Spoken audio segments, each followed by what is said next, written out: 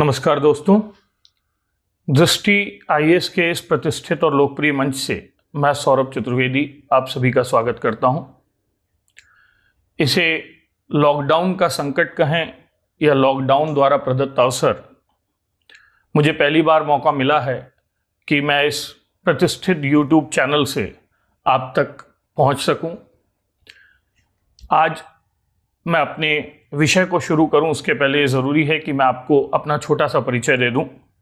जैसा मैंने बताया कि मेरा नाम सौरभ चतुर्वेदी है और मैं दृष्टि द विजन में दिल्ली और प्रयागराज केंद्र में दो विषयों का अध्यापन करता हूं। पहला है भारत की आंतरिक सुरक्षा, internal security challenges of India, और दूसरा है इश्यूज रिलेटेड टू गवर्नेंस, प्रशासन या शासन से जुड़े मुद्दे। तो आज इस मंच से मैं जिस मुद्दे के साथ आप सबसे जुड़ना चाहता हूं वह है आंतरिक सुरक्षा से जुड़ा एक महत्वपूर्ण मुद्दा, भारत के उत्तर पूर्वी राज्यों की सुरक्षा चुनौतियां या सुरक्षा से जुड़े संकट। जैसा कि आप सभी जानते हैं कि भारत में उग्रवाद, अलगाववाद, आतंकवाद की समस्या मूल रूप से तीन जगहों पर केंद्रित नजर आती है।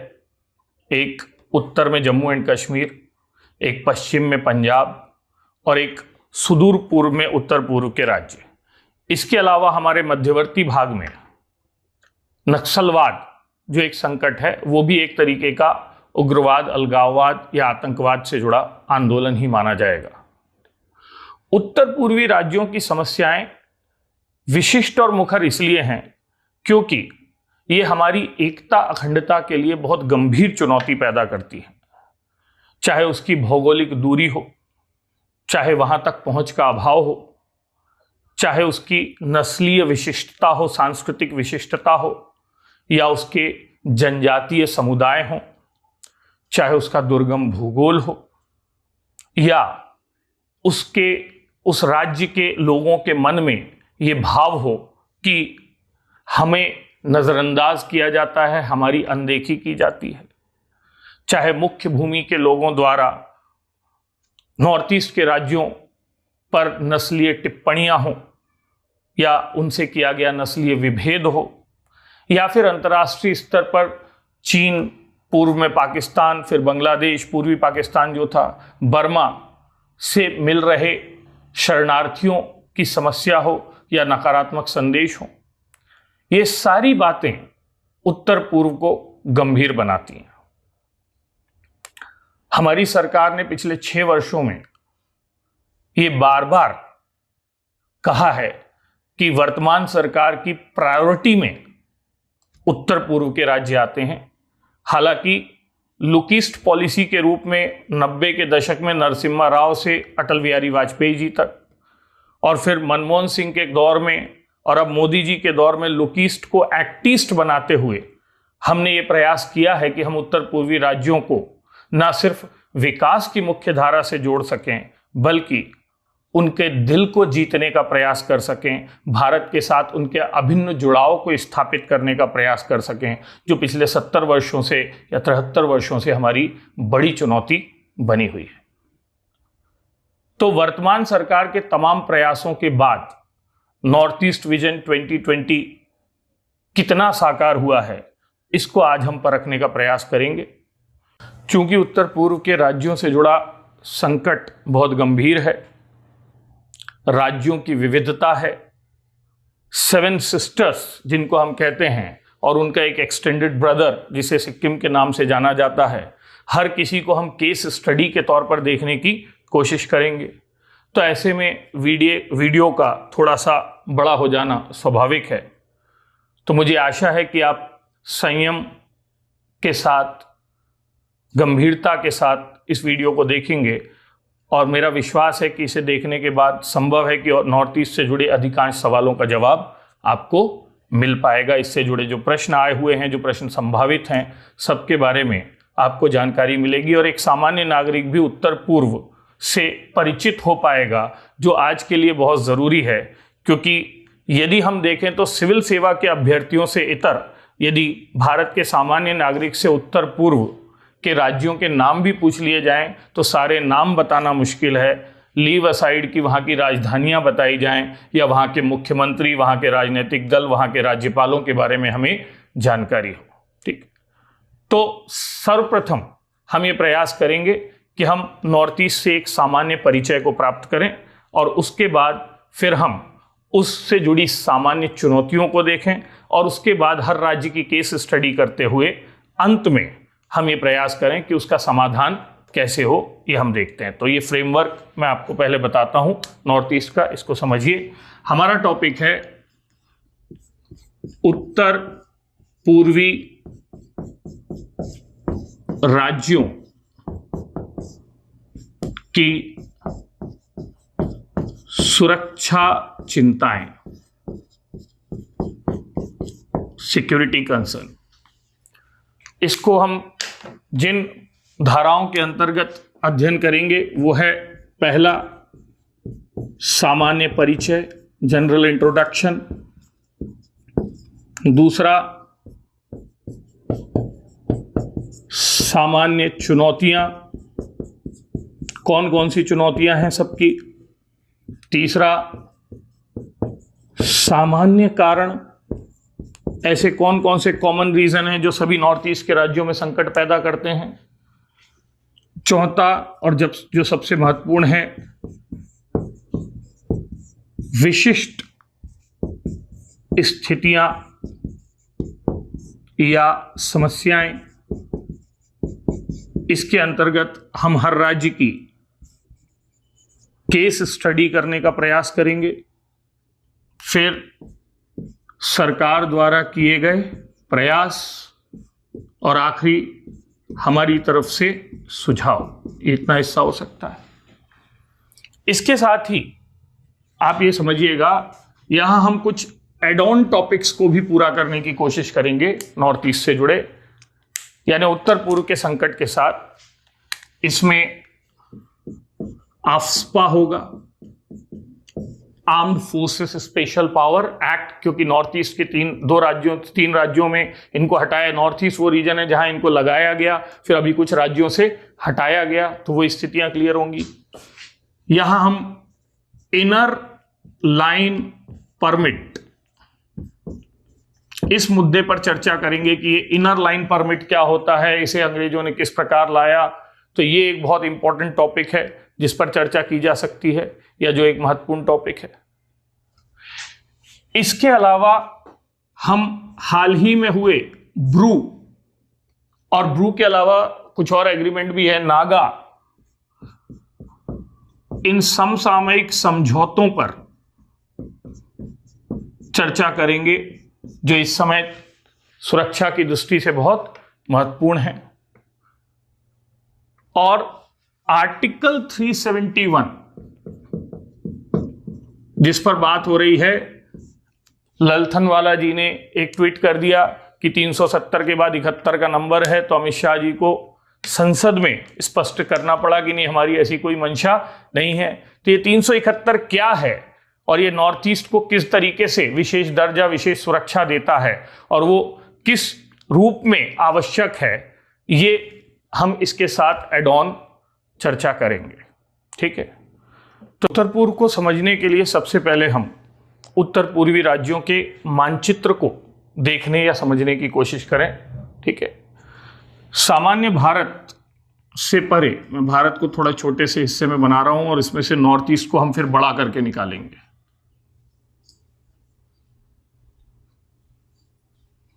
ठीक है, अब देखिए, यहां से मैं नॉर्थ ईस्ट के हिस्से को बड़ा बना रहा हूं और नॉर्थ ईस्ट वाले भी शायद ऐसा चाहते हैं कि उनको इतना ही महत्व दिया जाए। तो यहां से यदि हम नॉर्थ ईस्ट के नक्शे को थोड़ा बड़ा बनाने की कोशिश करें, ये इस ढंग से,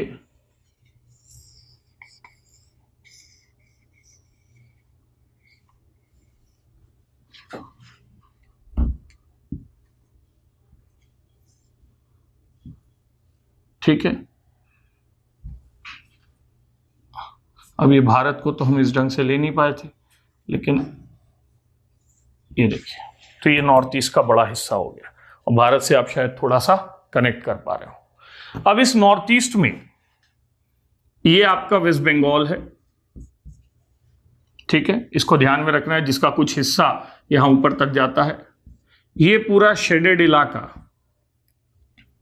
बांग्लादेश, ये हमसे जुड़ी बर्मा या म्यांमार की सीमा है, ठीक है।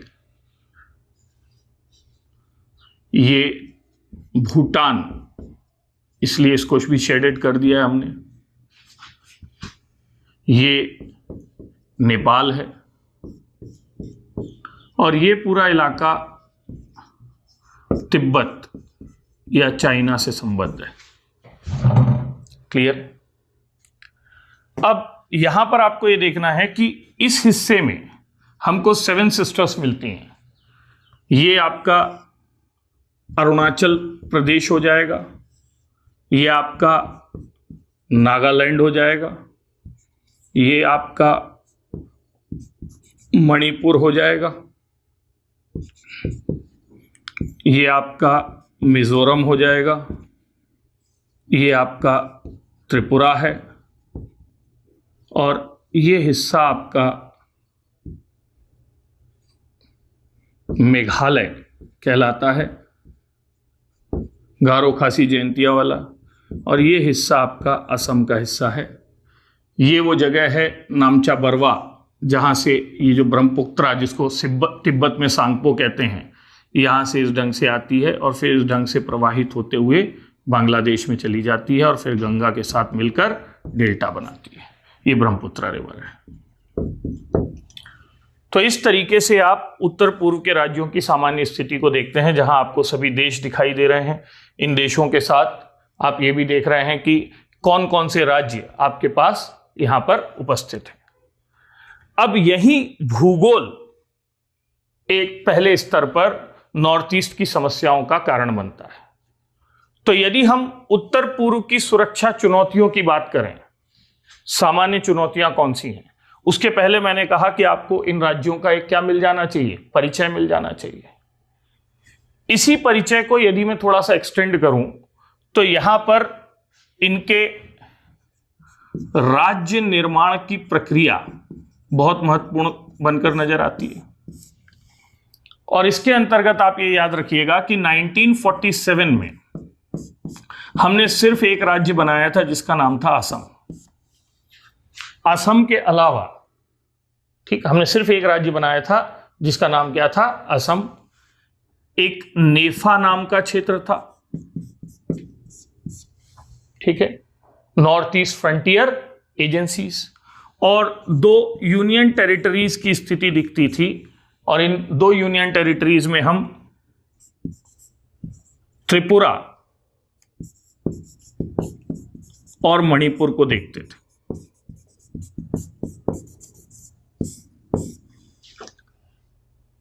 जब असमिया पहचान में उत्तर पूर्व के राज्यों की बाकी पहचान को समाहित करने की कोशिश की गई, तो इससे वहां सांस्कृतिक आंदोलन का जन्म हुआ।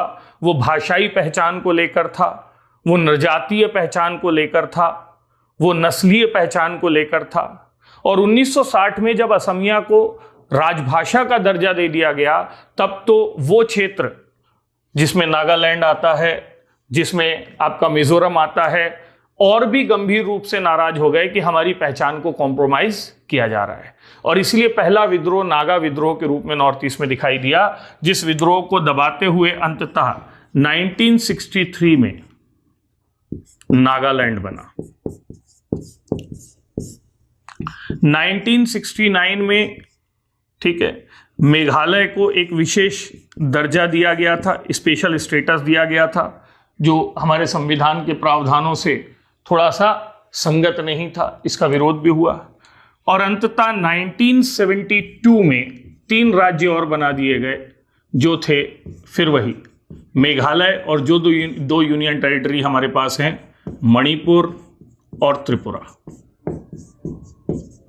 अब अंत में 2 राज्य हमारे पास बचे जो 1987 में बनते हैं। एक है मिजोरम 1986 के मिजो अकॉर्ड के बाद, और दूसरा है अरुणाचल प्रदेश। याद रखिएगा, यह अरुणाचल प्रदेश 1972 तक नेफा कहलाया और इस नेफा को 1972 में यूनियन टेरिटरी का दर्जा दे दिया गया, लेकिन इसका नाम अरुणाचल प्रदेश पड़ा 1987 में। तो ये राज्य पुनर्निर्माण की या पुनर्गठन की प्रक्रिया है। ठीक, मेरी आपको सलाह है कि परीक्षा से परे आप एक एक्सरसाइज जरूर करें, और वो एक्सरसाइज ये हो कि एक तरफ आप नॉर्थ ईस्टर्न स्टेट्स के नाम लिखें, उसके बाद उनकी कैपिटल लिखें, ठीक है, फिर उनके बाद उनका ओल्ड नाम लिखें, जैसे सबके पुराने नाम होते थे, यहां मैती राज्य हुआ करता था, यहां अहोम हुआ करता था, ठीक, और उसके बाद वहां के सीएम और गवर्नर को जरूर याद करें। यदि संभव हो तो कैपिटल के साथ उनकी हाईकोर्ट भी पहचानने की कोशिश करें। ये जानकारी आपको सामान्य नागरिक के नाते भी होनी चाहिए और परीक्षा की दृष्टि से भी महत्वपूर्ण है। तो I will ask you to do this homework. This homework will be very helpful for you, जिसमें उत्तर पूर्वी राज्यों को उनकी राजधानी, उनकी हाईकोर्ट के साथ, उनके पुराने नामों के साथ, वहां प्रचलित राजनीतिक दलों, मुख्यमंत्रियों और राज्यपालों के साथ आप समझने की कोशिश करें। ठीक, अब ये जो हमारा उत्तर पूर्व का परिदृश्य है, मैं थोड़ा इस तरफ आ जाता हूं ताकि आपको इसको देखने में आसानी हो। इस परिदृश्य में हमको ये जानने की कोशिश करनी होगी कि यहां पर सामान्य चुनौतियां कौन सी हैं, उनके सामान्य कारण कौन से हैं। इफ समवन आस्क कि भारत में सुरक्षा में से जुड़ी सामान्य चुनौतियां कौन सी हैं, तो हम बोलेंगे आतंकवाद, अलगाववाद, उग्रवाद, नक्सलवाद, संप्रदायवाद, क्षेत्रवाद, जातिवाद।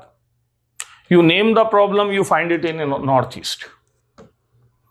उत्तर पूर्वी राज्यों में आंतरिक सुरक्षा से जुड़ी वो सभी चुनौतियां हैं जिन्हें हम कभी भी एनालिस्ट करने की कोशिश करते हैं।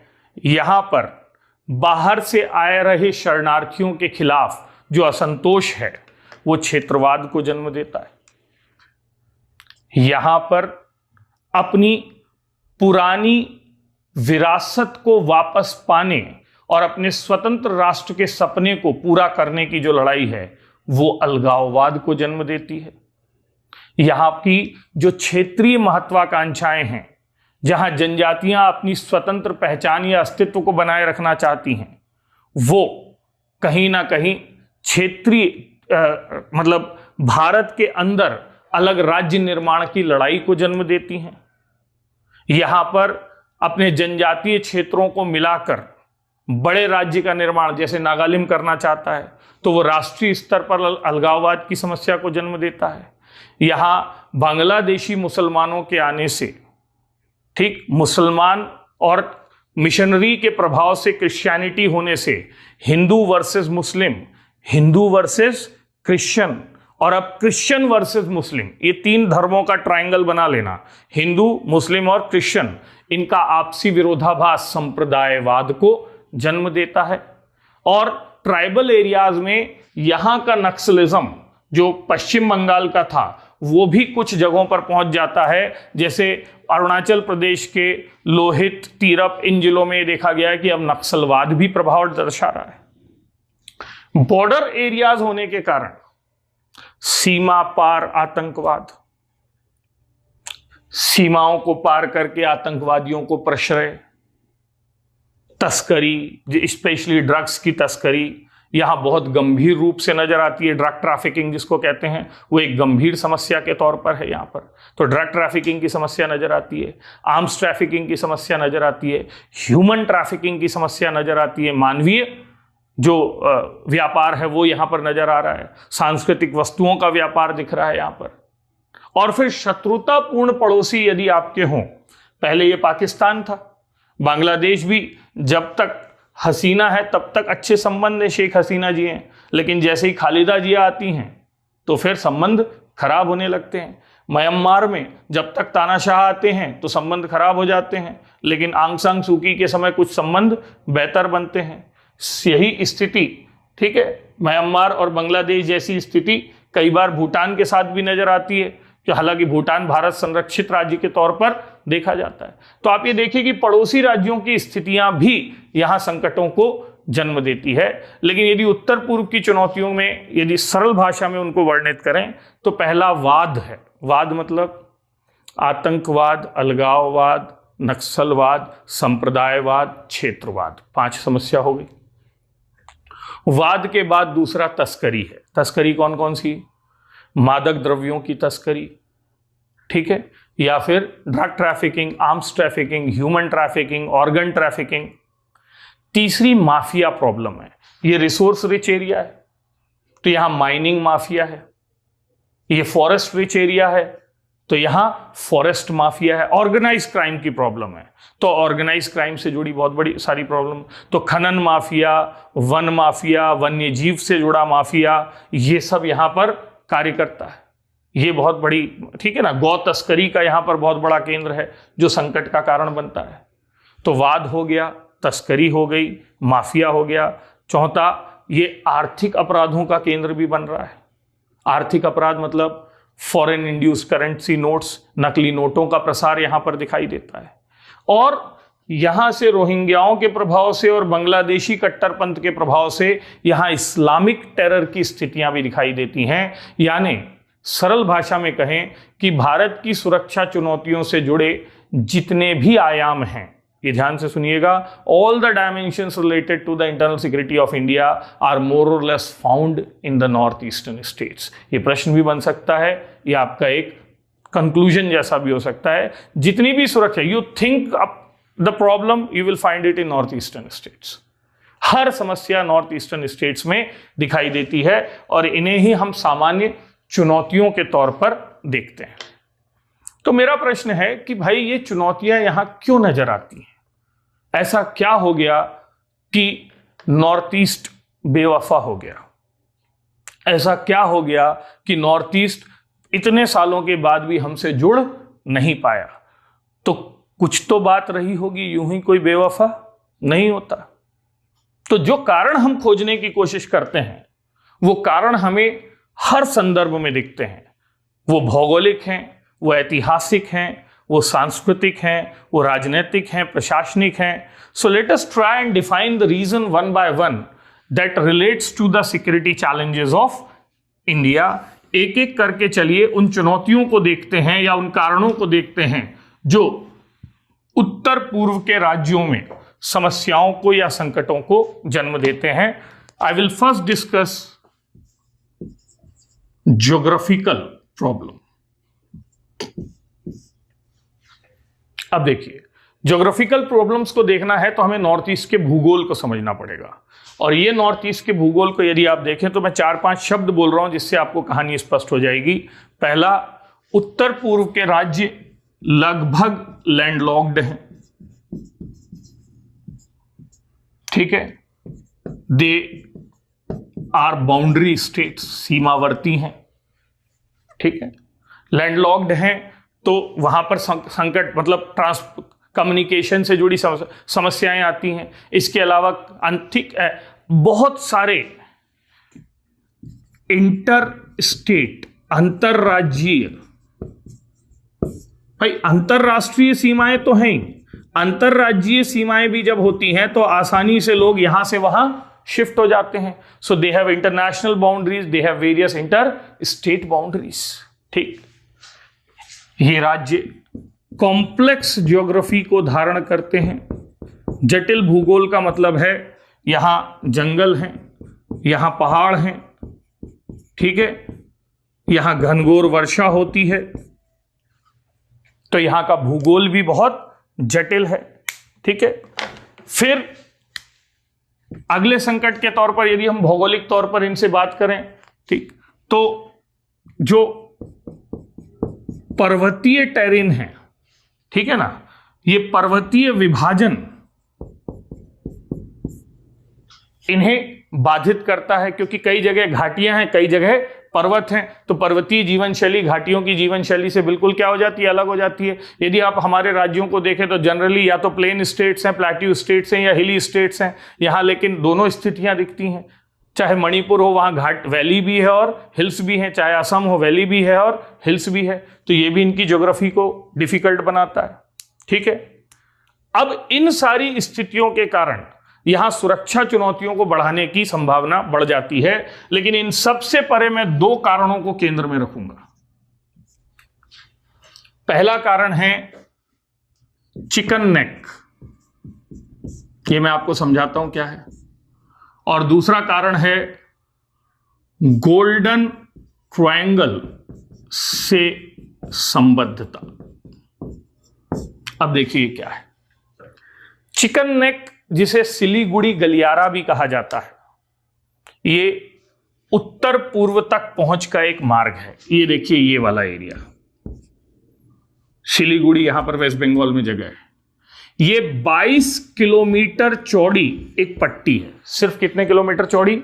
22 किलोमीटर चौड़ी एक पट्टी है, जिससे होकर ही उत्तर पूर्व में प्रवेश किया जा सकता है। इसके अलावा नॉर्थ ईस्ट तक जाने का हमारे पास कोई रास्ता नहीं है। भारत के शत्रु हमेशा यह मानते हैं कि यदि इस चिकन नेक को काट दिया गया, तोड़ दिया गया, तो उत्तर पूर्वी राज्यों को भारत से अलग किया जा सकता है। जब 1971 में हमने पूर्वी पाकिस्तान यानी बांग्लादेश का निर्माण किया था, तब से पाकिस्तान की नजर इस चिकन नेक पर है कि आपने हमारा एक हाथ काटा, अब हम आपकी गर्दन या हाथ काटेंगे। हमारी गर्दन के तौर पर वो किसको देखता है? कश्मीर को। और हमारे एक्सटेंडेड आर्म के तौर पर वो किसको देखता है? नॉर्थ ईस्ट को। और इसीलिए पाकिस्तान आईएसआई की नजर इस पर हमेशा रहती है। ये वो जगह है डोकलाम, आपने सुना होगा चीन एग्रेशन करता है। तो डोकलाम में चीन की रुचि क्यों है? क्योंकि यहां बैठकर वो चिकन नेक को कंट्रोल करने की स्थिति में या डिस्टर्ब करने की स्थिति में आ सकता है। इसीलिए ये जो चिकन नेक है, सिलीगुड़ी गलियारा है, ये राष्ट्र निर्माण के बाद हमको मिला एक ऐसा भूगोल है जो हमारी सुरक्षा चिंताओं को बहुत बढ़ा देता है। इससे नॉर्थ ईस्ट के राज्यों तक प्रवेश बाधित हो जाता है, और प्रवेश कर भी गए तो फिर बाकी जटिल भूगोल का संकट होता है। आप जान ही रहे हैं, ठीक है। अभी आजाद हिंद फौज पर एक वेब सीरीज आई है जिसमें बताया गया था कि यहां पर कितना, ठीक है, forgotten army, I think forgotten army was the name, जिसमें बताया गया था कि यहाँ बरसात के समय पे जब वो युद्ध करने चले जाते हैं तो कितने संकटों का सामना करना पड़ता है। बीमारियों का संकट है, महामारियों का संकट है। तो ये जो चिकन नेक है, सिलीगुड़ी गलियारा है, ये नॉर्थ ईस्ट की विकास में सबसे बड़ी बाधा बनकर हमारे सामने आया है, ऐसा सामरिक विशेषज्ञों का मानना है। अब देखिए, यहां के अलावा यदि नॉर्थ ईस्ट जाना है तो एक रास्ता है ये कि आपको बांग्लादेश के रास्ते पैसेज मिले, वो चाहे यहां जाने, जैसे अभी कलकत्ता अगरतला बांग्लादेश से होकर एक हाईवे बनाया जा रहा है, और ये जो कलकत्ता अगरतला हाईवे है, ठीक, इसकी अनुमति मिल गई है। ये बांग्लादेश में अकूरा से होकर जाएगा। अगरतला मतलब ये त्रिपुरा की राजधानी कहां तक जाएगा? अगरतला तक। तो कलकत्ता अगरतला हाईवे जो अकूरा से होकर जा रहा है, ये अब नॉर्थ ईस्ट तक एक लैंड पहुंच को सुनिश्चित करेगा। ऐसे ही एक दूसरा मार्ग बनाया जा रहा है, कलकत्ता से हुगली के रास्ते जाके, फिर यहां से आप सी के रास्ते जाके, फिर यहां पर आप बर्मा के एक पोर्ट तक पहुंचेंगे। ये बर्मा है मान लीजिए, उस पोर्ट का नाम है सितवे। उसके बाद एक नदी के थ्रू जाएंगे आप, जिस नदी का नाम है कलादान। तो इसे कहा जा रहा है Kaladan multi modal transit facility. Bharat बहुत भारी निवेश इसके अंतर्गत करने वाला है। इसके अंतर्गत मल्टी मोड इसलिए कहा जा रहा है क्योंकि नदी रहेगी, फिर समुद्र रहेगा, फिर ये सितवे पत्तन से जाएंगे, फिर नदी के द्वारा जाएंगे, फिर एक हाईवे हमको मिजोरम तक लेकर जाएगा। तो ये दो रास्ते हमने खोजे हैं इस चिकन नेक के संकट को दूर करने के लिए। एक हमने कहा अभी बांग्लादेश के रास्ते कलकत्ता अकूरा अगरतला राजमार्ग है, और एक दूसरा कलादान मल्टी मोडल फैसिलिटी है या मल्टी मोड ट्रांजिट फैसिलिटी है, जिसमें समुद्र के रास्ते आकर हम जाएंगे। मैं सिर्फ जानकारी के लिए बता रहा हूं। यदि सामान्य तौर पर यहां से मिजोरम जाना है तो लगभग 1500 से 1700 किलोमीटर का रास्ता है। ये बांग्लादेश वाला जो मामला है, ये 1599 किलोमीटर की दूरी को 499 में बदल देगा, 1590 को 499 में। और इसी प्रकार ये वाला रास्ता भी लगभग 600-700 किलोमीटर तक ही होगा, 350 करीब सी है, और उसके बाद 150 यहाँ से सितवे से कलादान, और यहाँ से फिर हाईवे के तौर पर है। तो आप सोच के देखिए, इसको आगे मैंने विस्तार से समझाया भी है, तो आप देख लीजिएगा। लेकिन ये समझिए कि ये जो ज्योग्राफिकल प्रॉब्लम है चिकन नेक की, इसको समाधान करने की भी हम कोशिश कर रहे हैं। चिकन नेक के बाद जो दूसरी समस्या है, ये आप शायद परिचित भी हों, वो ये कही जाती है कि ये वाला जो इलाका है मिजोरम से जुड़ा हुआ, ये एक गोल्डन ट्रायंगल को जन्म देता है, स्वर्णिम त्रिभुज। इस गोल्डन ट्रायंगल में बर्मा आता है। इसको हम मिटाकर बताने की कोशिश करते हैं ताकि आपको आसानी से समझ में आए। इस गोल्डन ट्रायंगल में स्वर्णिम त्रिभुज के अंतर्गत बर्मा, थाईलैंड और लाओस, ये 3 देश आते हैं। ठीक है, ये गोल्डन ट्रायंगल कहलाता है। और भारत का ये वाला जो हिस्सा है जो पाकिस्तान के साथ जुड़ा हुआ है, यहां पर हम मानते हैं गोल्डन क्रीसेंट है, स्वर्णिम अर्धचंद्र है, क्रीसेंट यानी अर्धचंद्र। और इसमें हम ईरान, अफगानिस्तान और पाकिस्तान को देखते हैं। मैं फिर से कह रहा हूं, गोल्डन क्रीसेंट या स्वर्णिम अर्धचंद्र में हम ईरान, अफगानिस्तान और किसको देखते हैं? पाकिस्तान को देखते हैं। अब यह कहा जाता है कि ये जो स्वर्णिम अर्धचंद्र है, ये दुनिया का सबसे बड़ा अफीम उत्पादक क्षेत्र है और हथियार का बाजार है।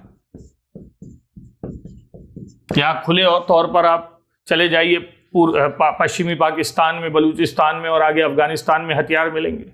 और ये जो इलाका है ट्रायंगल वाला, ये दुनिया में सबसे बड़ा हथियार का प्रोड्यूसर है। बहुत सारी अमेरिकी कंपनियां यहां पर बना रही हैं। और ड्रग्स का बाजार है। हालांकि दोनों उत्पादक भी हैं, बाजार भी हैं। तो यहां हथियारों का उत्पादन भी होता है और ड्रग्स का भी। यहां भी हथियारों का भी उत्पादन होता है, ड्रग्स का भी। लेकिन फिर भी समझने की दृष्टि से मैं ये बोल रहा हूं कि यहां हथियार बिकते हैं और अफीम यानी ड्रग्स बनते हैं। यहां पर हथियार बनते हैं और क्या बिकता है? ड्रग्स बिकता है। अब इन दोनों के बीच संपर्क का माध्यम कौन है? भारत। तो भाई यहां से ड्रग्स आए, यहां से वेपन गए, तोड़ता पंजाब फूटता भारत। तो ये जो भारत की ज्योग्राफिकल लोकेशन है, भौगोलिक अवस्थिति है, ये भारत के लिए संकट पैदा कर रही है सुरक्षा का। क्योंकि इस ज्योग्राफिकल लोकेशन के कारण गोल्डन ट्रायंगल और गोल्डन किसके बीच? क्रीसेंट के बीच ये संकट पैदा हो रहा है कि भारत में ड्रग ट्रैफिकिंग, आर्म्स ट्रैफिकिंग भारी पैमाने पर हो रही है। और drugs and arms are the basis of terror. हमारे पूर्व सुरक्षा सलाहकार M.K. नारायणन जी ने यह स्पष्ट कहा था कि भारत में ड्रग्स एंड आर्म्स से आया पैसा रियल एस्टेट और बॉलीवुड जैसे क्षेत्रों में कई गुना बढ़ रहा है। और फिर यही पैसा राष्ट्र विरोधी गतिविधियों को पोषित करने के लिए, ठीक है ना, प्रश्रय देने के लिए उपयोग में लाया जा रहा है और इसलिए रोका जाना चाहिए। तो कुल मिलाकर यहां आपसे यह प्रश्न बन सकता है कि भारत का भूगोल ही नॉर्थ ईस्ट की सुरक्षा चुनौतियों का कारण है, या भारत की भौगोलिक अवस्थिति नॉर्थ ईस्ट की सुरक्षा चुनौतियों को जन्म देती है। तो आशा है कि अब भूगोल से जुड़ा कोई बात होगी तो आप बता पाएंगे। ठीक। अब भूगोल के बाद हम दूसरे मुद्दे पर चलते हैं कि दूसरा कारण ऐसा क्या है जो सुरक्षा चुनौतियों को जन्म देता है, यानी कोई अन्य कारण जिसके कारण सुरक्षा चुनौतियां जन्म लेती हैं। तो भौगोलिक के बाद जो दूसरा कारण है उसे मैं ऐतिहासिक मानता हूं, हिस्टोरिकल। और देखिए हिस्टोरिकल में क्या क्या कारण हो सकते हैं। हिस्टोरिकल में पहला कारण है ब्रिटिश नीति। हिस्टोरिकल में दूसरा कारण है, ब्रिटिश पॉलिसी के बाद जो दूसरा कारण बनेगा वो है राज्य पुनर्गठन में देरी।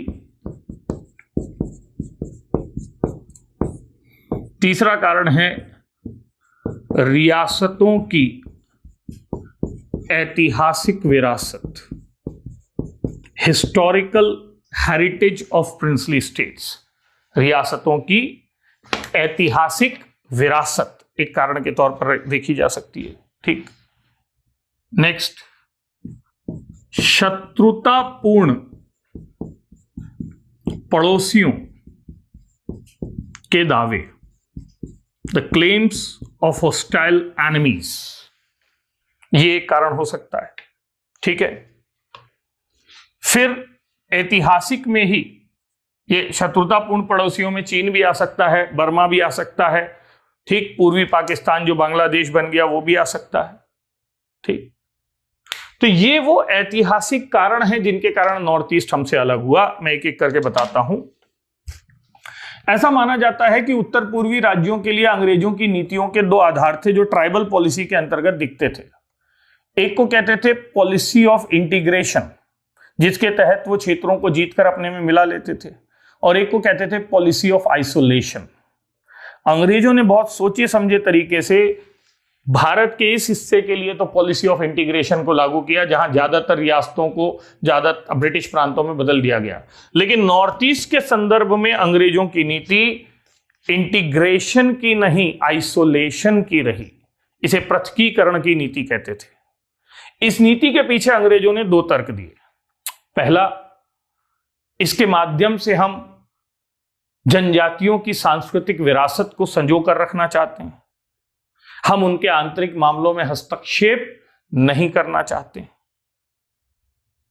लेकिन व्यवहारिक कारण यह था, जो ध्यान से सुनिएगा, अंग्रेज तो हमेशा मैनिपुलेटेड तरीके से बात करते थे। जैसे उन्होंने कहा बंगाल इसलिए तोड़ रहे हैं क्योंकि बंगाल बड़ा है, जबकि सच क्या था आप जानते हैं।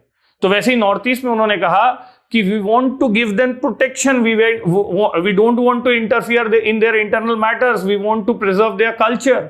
But the matter of fact was, लेकिन सच्चाई जो थी वो ये थी कि अंग्रेज नहीं चाहते थे कि उत्तर पूर्व के राज्यों का भारत के अन्य हिस्सों के साथ प्रभावी जुड़ाव स्थापित हो, क्योंकि कहीं ये जुड़ाव स्थापित हो गया तो एक नया क्षेत्र राष्ट्रीय आंदोलन से जुड़ जाएगा और अंग्रेजों के लिए चुनौती देने लगेगा। तो उन्होंने सोचा कि क्यों ना उत्तर पूर्व के राज्यों को इस ढंग से प्रशासित किया जाए कि वहां असंतोष, विद्रोह, राष्ट्रवाद, राष्ट्र निर्माण जैसी भावनाएं प्रबल ना हो सके।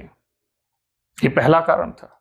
दूसरा, अंग्रेजों की सोच ये थी कि हमें यदि इस क्षेत्र के संसाधनों को खुद दोहना है, फॉरेस्ट है, ऑयल एंड नेचुरल गैस है, टी बागान है, तो यदि हमने मेनलैंड के साथ एक्सेसिबिलिटी कर दी तो इन क्षेत्रों के व्यापारी जाकर, भारतीय व्यापारी जाकर लाभ कमाएंगे, जबकि वो तो चाहते थे कि ब्रिटिश प्लांटेशनर्स और इंग्लैंड को फायदा मिले।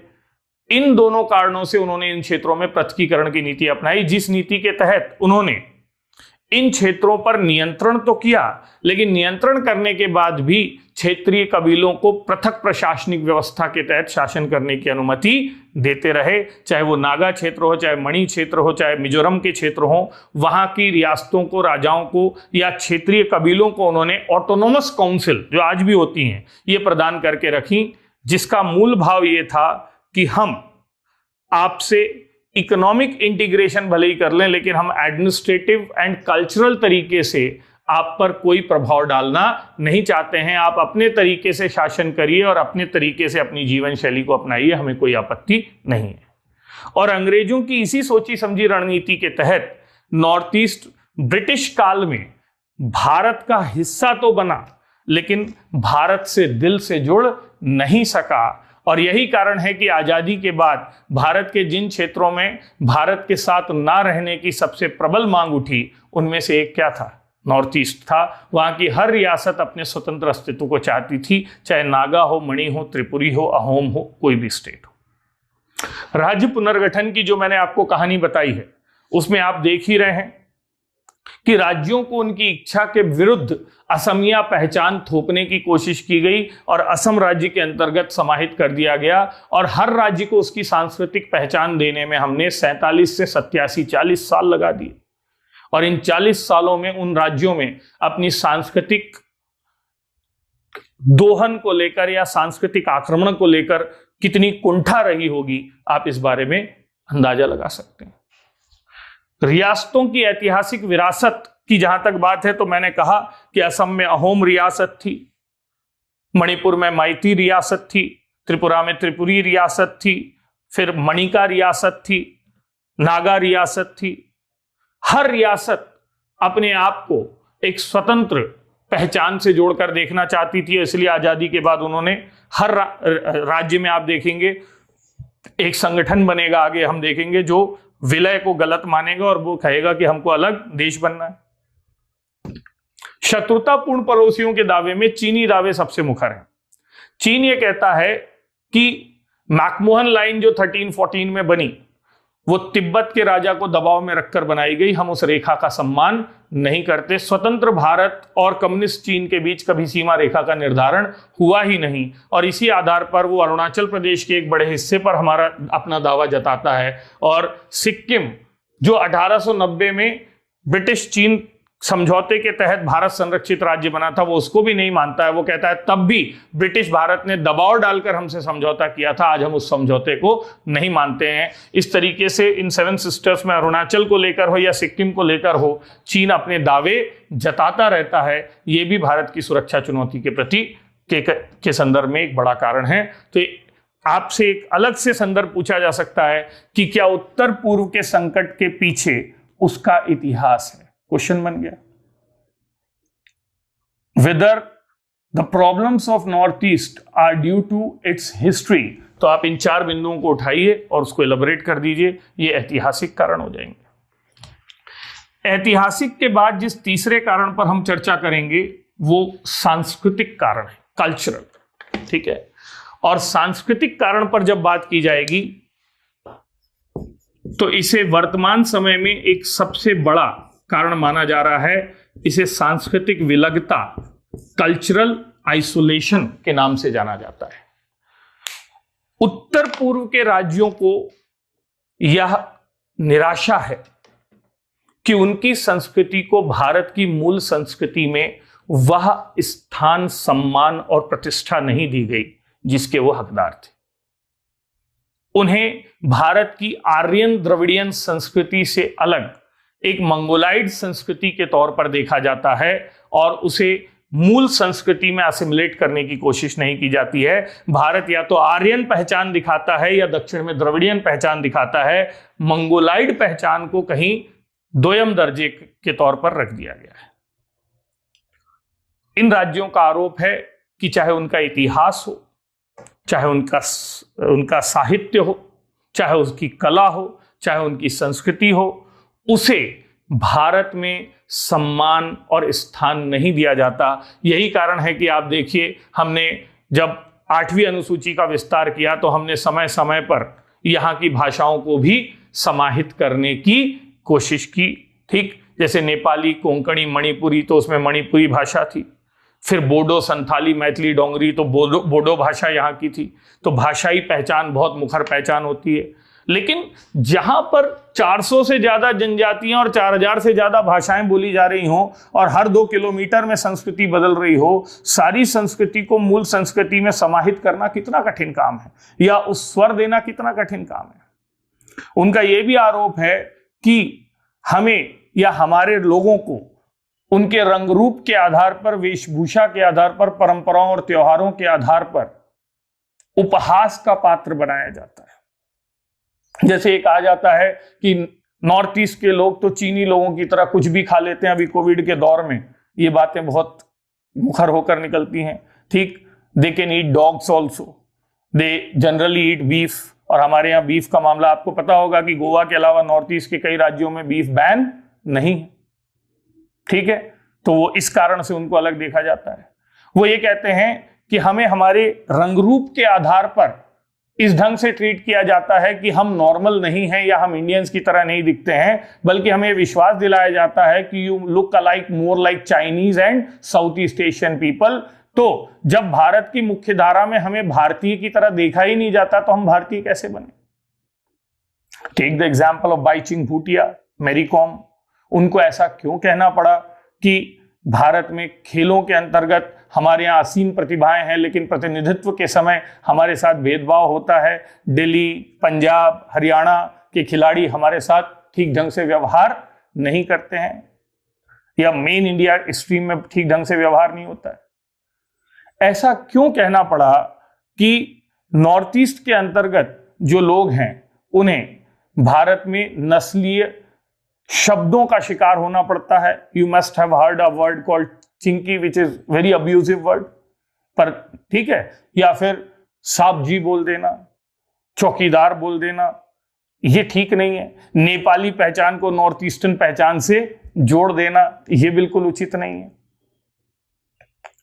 इसके अलावा क्या कारण है कि हमारे फैशन जगत में, हमारी मीडिया में, हमारी फिल्मों में नॉर्थ ईस्ट के लोगों को एज एन रिप्रेजेंटेटिव या as an actor actress accept नहीं किया जाता है? When we can accept anyone with average looks in southern movies, I don't want to mention the name, and when we have normal looking people working in वो हमारा एक है ना Chollywood, Lollywood, Tollywood, even in Bollywood now, then why the people of Northeast are neglected in this regard? उनको क्यों हटाया गया है?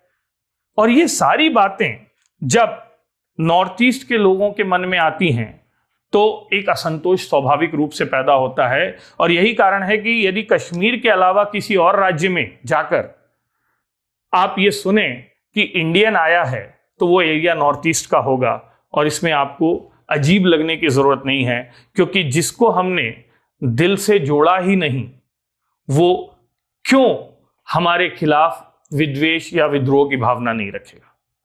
तो ये संकट का कारण है जिसे हम सांस्कृतिक विलगता या सांस्कृतिक अनदेखी के तौर पर देखते हैं। और इसका प्रमाण मुझे देने की जरूरत नहीं है। आप हर 10-15 दिन में सुनते हैं कि दिल्ली में, बेंगलोर में, हैदराबाद में, देश भर में नॉर्थ ईस्ट के लोगों पर नस्लीय हमले हुए, उनके साथ मारपीट हुई, उनके महिलाओं के साथ दुर्व्यवहार किया गया। तो यदि ये भावना है तो ये निश्चित तौर पर संकट की या चिंता की बात है।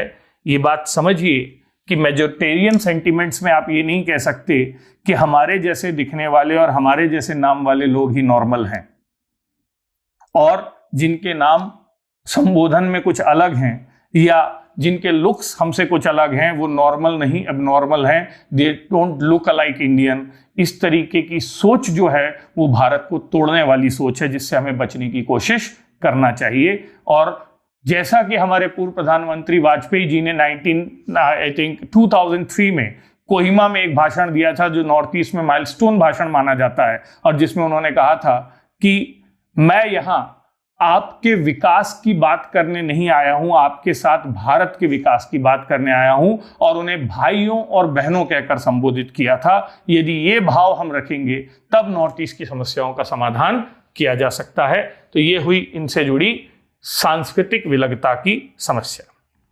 ठीक है, तो उत्तर पूर्व की सामान्य चुनौतियों में ऐतिहासिक, सांस्कृतिक और भौगोलिक, ये 3 कारण सबसे मुखर माने जाते हैं। लेकिन मेरा मानना है कि इनके अलावा भी 2 ऐसे कारण हैं जो उत्तर पूर्व के संकट में बहुत महत्वपूर्ण भूमिका निभाते हैं। एक है आर्थिक या विकासात्मक वंचना, इकोनॉमिक और डेवलपमेंटल डेप्रिवेशन, और दूसरा है राजनीतिक और प्रशासनिक अनदेखी। ठीक है, आर्थिक या विकासात्मक वंचना हमेशा उग्रवाद का कारण बनती है, इस बारे में ज्यादा उसकी बात नहीं है। यदि किसी क्षेत्र के संसाधनों का दोहन किया जाएगा और उसका लाभ उस क्षेत्र के लोगों को नहीं दिया जाएगा तो उस क्षेत्र के लोगों में एक नाराजगी स्वाभाविक है। उत्तर पूर्व के राज्य संसाधन संपन्न विपन्न राज्य माने जाते हैं, rich in resources but poor in destiny. आप किसी भी राज्य को ले लो, Assam oil and natural gas, forest, ठीक, चाय बागान के लिए विख्यात है। Manipur hydel power potential, oil and natural gas की पोटेंशियल के विख्यात है। आप किसी भी राज्य की बात करेंगे, मेघालय बायोडाइवर्सिटी के लिए जाना जा सकता है। अरुणाचल प्रदेश अपने आप में रिसोर्स तो हैं, जनसंख्या बहुत सीमित है। तो इतने सारे संसाधन होने के बाद भी ये देखा गया कि उत्तर पूर्व के संसाधनों से भारत के अन्य भागों को भले ही लाभ पहुंचाया गया हो। असम का तेल निकालकर बरौनी में रिफाइनरी बना दी, ठीक है। असम के तेल बागानों का हेडक्वार्टर हमने कहा पश्चिम बंगाल में बना दिया। असम के जूट उत्पादन का ज्यादा लाभ वेस्ट बंगाल को मिलने लगा। यानी बहुत बार ऐसा देखा गया कि उत्तर पूर्व के संसाधनों पर वहां के लोगों को अधिकार नहीं मिला। फिर दूसरा संकट इस बात से पैदा हुआ कि जो विकास के अवसर थे उन अवसरों को स्थानीय लोगों ने नहीं बनाया, बाहर से लोग आकर, और बाहर से मतलब विशेषकर बिहार और बंगाल के क्षेत्रों से लोगों ने आकर यहां पर प्लांटेशन बागों पर कब्जा कर लिया, यहां के फॉरेस्ट इंडस्ट्री पर कब्जा कर लिया, यहां ऑयल एंड नेचुरल गैस या माइनिंग इंडस्ट्री पर कब्जा कर लिया, यहां के अन्य उद्योगों को प्रेरित किया। तो कुल मिलाकर स्थितियां ये बनी कि लोकल लोगों की आर्थिक स्थिति में कोई पॉजिटिव बदलाव नहीं आया। फिर वही बात, एक drain of wealth, internal drain of wealth देखी गई कि नॉर्थ ईस्ट का पैसा नॉर्थ ईस्ट से कहां जा रहा है, बाहर जा रहा है।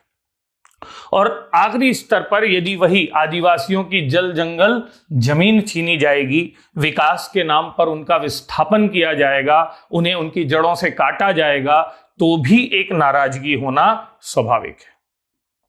यह माना जा सकता है कि उत्तर पूर्व का भूगोल जटिल है, लेकिन क्या इतना जटिल है कि जब तिब्बत के रिमोट एरिया तक चीन सड़क बना सकता है, तो आज आजादी के इतने सालों के बाद भी हम नॉर्थ ईस्ट की हर राजधानी को रेल लिंक से जोड़ नहीं पाए, नॉर्थ ईस्ट की हर राजधानी में हवाई अड्डा नहीं बना पाए, नॉर्थ ईस्ट के हर क्षेत्र को रोड कनेक्टिविटी से नहीं जोड़ पाए।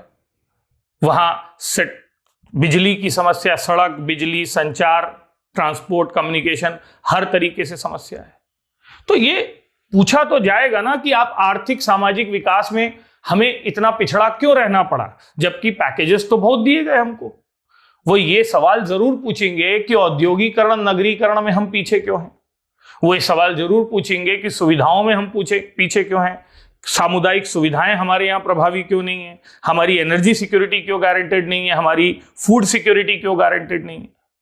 और इसके अलावा विकासात्मक वंचना का एक सामाजिक पहलू भी होता है, जहां यह पूछा जाता है कि स्कूल, अस्पताल, कार्यालय, इन सब में हमारे यहाँ संकट क्यों है। यदि आप देखें तो यहाँ एजुकेशन फैसिलिटीज, अब जाकर आईआईटीज, आईआईएम खोले जा रहे हैं, अब जाकर यहाँ हाईकोर्ट की स्थापना की गई है, एक से ज्यादा हाईकोर्ट बना, 3 हाईकोर्ट 2012 में, तो हाईकोर्ट की स्थापना की गई है। तो यहाँ संस्थागत पिछड़ापन है, ठीक है। यहाँ बैंकिंग सेक्टर हो, यहाँ कैपिटल मार्केट से जुड़ी बातें हों, या यहाँ पर स्कूल अस्पताल से जुड़ी बातें हों, यहाँ इंफ्रास्ट्रक्चरल, हर तरीके से ये क्षेत्र विकासात्मक वंचना से जूझता है, जो नाराजगी का कारण बनता है। इसके अलावा इतनी सीमित जनसंख्या को भी हम स्थानीय स्तर पर रोजगार नहीं दे पाते, और नॉर्थ ईस्ट के पढ़े लिखे लोगों को पलायन करना पड़ता है अन्य हिस्सों में जाकर काम करने के लिए। मतलब यहाँ पलायन की समस्या भी ये दिखाती है कि वो अपनी जड़ों से कटकर अन्य जगहों पर जाते हैं, जहां उन्हें दोयम दर्जे का व्यवहार भी सहना पड़ता है। तो ये दुख का कारण तो है। राजनीतिक और प्रशासनिक अनदेखी को आप सरल उदाहरणों से समझ सकते हैं। उत्तर पूर्व के राज्यों की, असम को छोड़ दें तो टोटल सीटें इतनी भी नहीं होती कि किसी मुख्य धारा के राज्य की किसी क्षेत्र की। अधिकांश राज्यों को 1 या 2 लोकसभा की सीट दी गई है, राज्यसभा की सीट दी गई है, ठीक है। इन क्षेत्रों, इसके कारण इनका राजनीतिक प्रभाव, रसूख कम हो जाता है। वरना अमेरिका जैसे देशों में तो आप देखते हैं, राज्य बड़ा हो चाहे छोटा, वहां की सीनेट में हर राज्य को 2 सीटें। तो ये आइडियल फेडरलिज्म के तो खिलाफ है ना पॉलिटिकल प्रिंसिपल्स में, कि भाई आप, फिर वही बात है, जिनकी जनसंख्या ज्यादा होगी उनकी राजनीतिक महत्व भी ज्यादा होगा, तो फिर इससे अच्छा तो जनसंख्या बढ़ा ही ली जाए। दूसरी बात, नॉर्थ ईस्ट के राज्यों को यह लगता है कि वहां लोकल लीडरशिप को उभरने नहीं दिया जाता। यदि वहां पर कोई बड़ा नेता आता भी है तो वो दिल्ली से पैराशूट से उतारा जाता है। यानी नॉर्थ ईस्ट के जो संपन्न घरानों के लोग हैं वो नॉर्थ ईस्ट में तो रहते ही नहीं, क्योंकि वहां लाइफ, क्वालिटी ऑफ लाइफ उतनी डेवलप नहीं है। तो वो दिल्ली में बड़े बड़े फार्म हाउसेज में रहते हैं, अपना जीवन यापन करते हैं, और रिमोट की तरह नॉर्थ ईस्ट को क्या करते हैं, रूल करते हैं। और यदि नॉर्थ ईस्ट में नेता की जरूरत पड़ी तो यहां से पैराशूट मुख्यमंत्री भेज दिए जाते हैं, जैसे मणिपुर में घी सिंह भेजे गए। अब जाकर कुछ लोकल लीडर्स को प्रमोट करने की बात हो रही है, ठीक है। इनफैक्ट वहां पर कांग्रेस के पतन का मूल कारण यही रहा कि कांग्रेस वहां पैराशूट पॉलिटिक्स करती रही, और अब एक लोकल लीडर ने वहां पर रिवाइव किया है नॉर्थ ईस्ट को, और नॉर्थ ईस्ट में हमारी वर्तमान सत्ताधारी पार्टी को, जिसके पीछे लोकल लीडरशिप को प्रमोट करना है। क्या कारण है कि वहां से राष्ट्रपति, प्रधानमंत्री बनने की स्थितियां नहीं बनती? लोकसभा स्पीकर में हम संगमा का नाम देते हैं। क्या कारण है संगमा रिजिजू के अलावा नाम खोजना मुश्किल हो जाता है? क्या कारण है वहां के मुख्यमंत्रियों के नाम बच्चों को कक्षा 3 से 5 तक याद करवाने पड़ते हैं, जबकि मेन स्ट्रीम स्टेट के नाम वो उनको अपने आप याद हो जाते हैं, यानी उनको पॉलिटिकल वैल्यू उतनी नहीं दी जाती है। ठीक। और सबसे बड़ा संकट क्या है कि नॉर्थ ईस्ट को सुलझाने के लिए हमारे राजनेताओं ने पैकेज पॉलिटिक्स को आधार बनाया है। पैकेज पॉलिटिक्स मतलब नॉर्थ ईस्ट गए चुनाव के समय कितना दूं, 5 करोड़, 50 करोड़, 500 करोड़, 5000 करोड़। अरे भाई आप कहां से दोगे? ये तो जनता के टैक्स का पैसा है। और ये जो 5000 करोड़ आपने दिया भी कभी पूछा कि वो जनता तक पहुंचा कि नहीं पहुंचा? क्योंकि हमारे तो पूर्व प्रधानमंत्री स्वीकार कर चुके हैं कि मैं 1 रुपया भेजता हूं और 15 पैसा पहुंचता है। वर्तमान कह रहे हैं कि नहीं भाई हमने उसको थोड़ा सा बढ़ा दिया है, 30 पैसे पहुंच रहा होगा। तो राजनीतिक भ्रष्टाचार एक बहुत बड़ा कारण है, और राजनीतिक भ्रष्टाचार से प्रेरित है प्रशासनिक शून्यता। वहां प्रशासनिक संरचनाओं का अभाव है, प्रशासनिक दूरी है, जनता की प्रशासनिक संगठनों तक पहुंच नहीं है, सरकारी कार्यालयों का अभाव है, रजिस्ट्रेशन करवाना हो, सर्टिफिकेट जारी करवाना हो या सरकार के कार्यालयों में जाकर कुछ काम करवाना हो, इतनी दूर तक जाना जहां पर ट्रांसपोर्टेशन इतना मुश्किल है कि कितनी कठिनाई का काम होगा। तो जब तक ई गवर्नेंस जैसे उपाय यहां नहीं लाए जाएंगे, 24/7 365 सरकार का हाथ आपके साथ, तब तक कैसे होगा सबका साथ सबका विकास? तो हमें वास्तव में सबका साथ सबका विकास राजनीति में सुनिश्चित करना होगा और अच्छे दिन यानी गुड गवर्नेंस प्रशासन में लाने होंगे, तब नॉर्थ ईस्ट की अनदेखी दूर होगी। और इन सब आयामों से परे, अब हमने 5 आयामों पर बात कर ली। हमने पहली बात की भौगोलिक, दूसरी बात की ऐतिहासिक, तीसरी बात की सांस्कृतिक, चौथी बात की आर्थिक, 5वीं बात की राजनीतिक प्रशासनिक, और जो अंतिम महत्वपूर्ण बात इनके बारे में की जानी चाहिए वो सामरिक है। और सामरिक का कुछ हिस्सा भौगोलिक से जुड़ा है। सामरिक मतलब सुरक्षात्मक। और आप ये देखते हैं कि नॉर्थ ईस्टर्न स्टेट्स में सामरिक चुनौतियां इसलिए बहुत ज्यादा हैं क्योंकि यहां पर शत्रुतापूर्ण पड़ोसियों से सीमा पार आतंकवाद, इस्लामिक कट्टरपंथ, ठीक, अवैध शरणार्थी, अवैध तस्करी जैसी समस्याएं लगातार उभर कर सामने आ रही हैं या जैसी समस्याएं लगातार बढ़ रही हैं। चाहे चकमा शरणार्थियों का दबाव हो, चाहे रोहिंग्या शरणार्थियों का दबाव हो, शरणार्थी हमेशा एक बड़ा संकट माने जाते हैं। यह देखा गया है कि यहां नॉर्थ ईस्ट के राज्यों में, मैं एक सिंपल फॉर्मूला आपको बता रहा हूं कि उत्तर पूर्व के राज्यों में बिहार, बंगाल, भूटान, बर्मा और बांग्लादेश, ये सबसे बड़ा है। यानी 5B से शरणार्थी आते हैं मेनली। क्लियर है? और जब ये नॉर्थ ईस्ट के राज्यों में आते हैं तो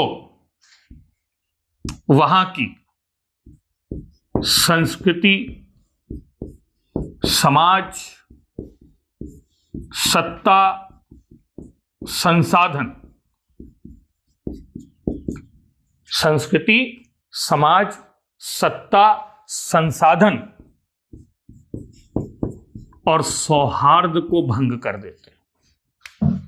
यानी 5B से 5S का संकट ही शरणार्थी समस्या है, एक लाइन में आप बोल सकते हैं। कुछ बाहरी प्रवासी, कुछ आंतरिक प्रवासी, और सामरिक कारणों में सबसे बड़ी समस्या यही शरणार्थियों का संकट है। नॉर्थ ईस्ट का लगभग हर राज्य किसी ना किसी रूप में माइग्रेंट प्रॉब्लम या इलीगल इमिग्रेंट प्रॉब्लम, शरणार्थियों की समस्या से ग्रसित है। और हाल के वर्षों में जब ये CAA, NRC वगैरह की बात हो रही है तो यही शरणार्थी आगे चलकर संकट का अलग अलग तरीकों से कारण बन रहे हैं, जो हम हर राज्य की केस स्टडी के अंतर्गत देख सकते हैं। इसके अलावा ये ध्यान रखिएगा कि सामरिक कारणों में ही गोल्डन ट्रायंगल से इसकी निकटता है, सामरिक कारणों में ही इसके एक्सिस की चिकन नेक के साथ सीमितता है। ठीक, सामरिक कारणों के अंतर्गत ही इस बात को बताया जाता है कि यहां रोहिंग्याज का जो दबाव है वो एक समस्या का कारण है, और सामरिक समस्या के अंतर्गत भी यहां चीन नेपाल प्रेरित माओवाद का संकट बहुत गंभीर तौर पर देखा जा रहा है। तो मेरे विचार से ये सारी समस्याएं उत्तर पूर्व के राज्यों को सामान्य रूप में चुनौतियां दे रही हैं। अब हम दूसरे हिस्से पर चलेंगे जो महत्वपूर्ण हिस्सा है, जहां हम प्रत्येक राज्य को, एवरी स्टेट, ठीक है, एक केस स्टडी के तौर पर देखने की कोशिश करेंगे। हम भले ही ये कहें कि 7 सिस्टर्स की प्रॉब्लम एक जैसी है, लेकिन हर सिस्टर अपनी पहचान में, अपने स्वाभिमान में, अपने सम्मान में एक दूसरे से अलग होती है। और उसी संदर्भ में एक एक करके अब हम नॉर्थ ईस्टर्न स्टेट्स की विशिष्ट समस्याओं को केस स्टडी के अंतर्गत देखेंगे। जो पहला राज्य जिस पर हम चर्चा करने वाले हैं उसका नाम है असम। इसे पहले अहोम किंगडम से जोड़ा जाता था, ठीक है। ये नॉर्थ ईस्ट का सबसे बड़ा राज्य है, क्षेत्रफल में भी, पॉलिटिकली भी आप कह सकते हैं, चाहे वो एरिया हो, चाहे वो लोकसभा विधानसभा की सीट्स हो, चाहे वो पॉपुलेशन हो, हर दृष्टि से ये नॉर्थ ईस्ट के सबसे बड़े राज्य के तौर पर देखा जाता है, ठीक है।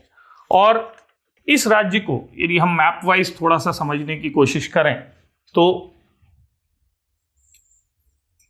कुछ इस ढंग से बनाने की, अब एग्जैक्टली तो ये जो बीच का हिस्सा असम का बचता है वो कुछ इस तरीके का है। ये आपका, अब देखिए यहां से ब्रह्मपुत्र नदी के प्रवाह को आप देख सकते हैं इस ढंग से, ठीक है। यहां पर इसके वेस्ट बंगाल है, यहां पर इसके अरुणाचल प्रदेश है, और ये वाली पट्टी में यहां इससे नागालैंड, मणिपुर, ये स्टेट्स कनेक्ट करेंगे। नीचे इससे कनेक्ट करने वाले स्टेट्स में मेघालय है, और थोड़ा बहुत हिस्सा बाकी राज्यों का भी कनेक्ट हो सकता है। यानी यदि नॉर्थ ईस्ट लैंडलॉक्ड है तो उसमें भी लैंडलॉक्ड के रूप में कौन दिख रहा है? असम दिख रहा है, ठीक।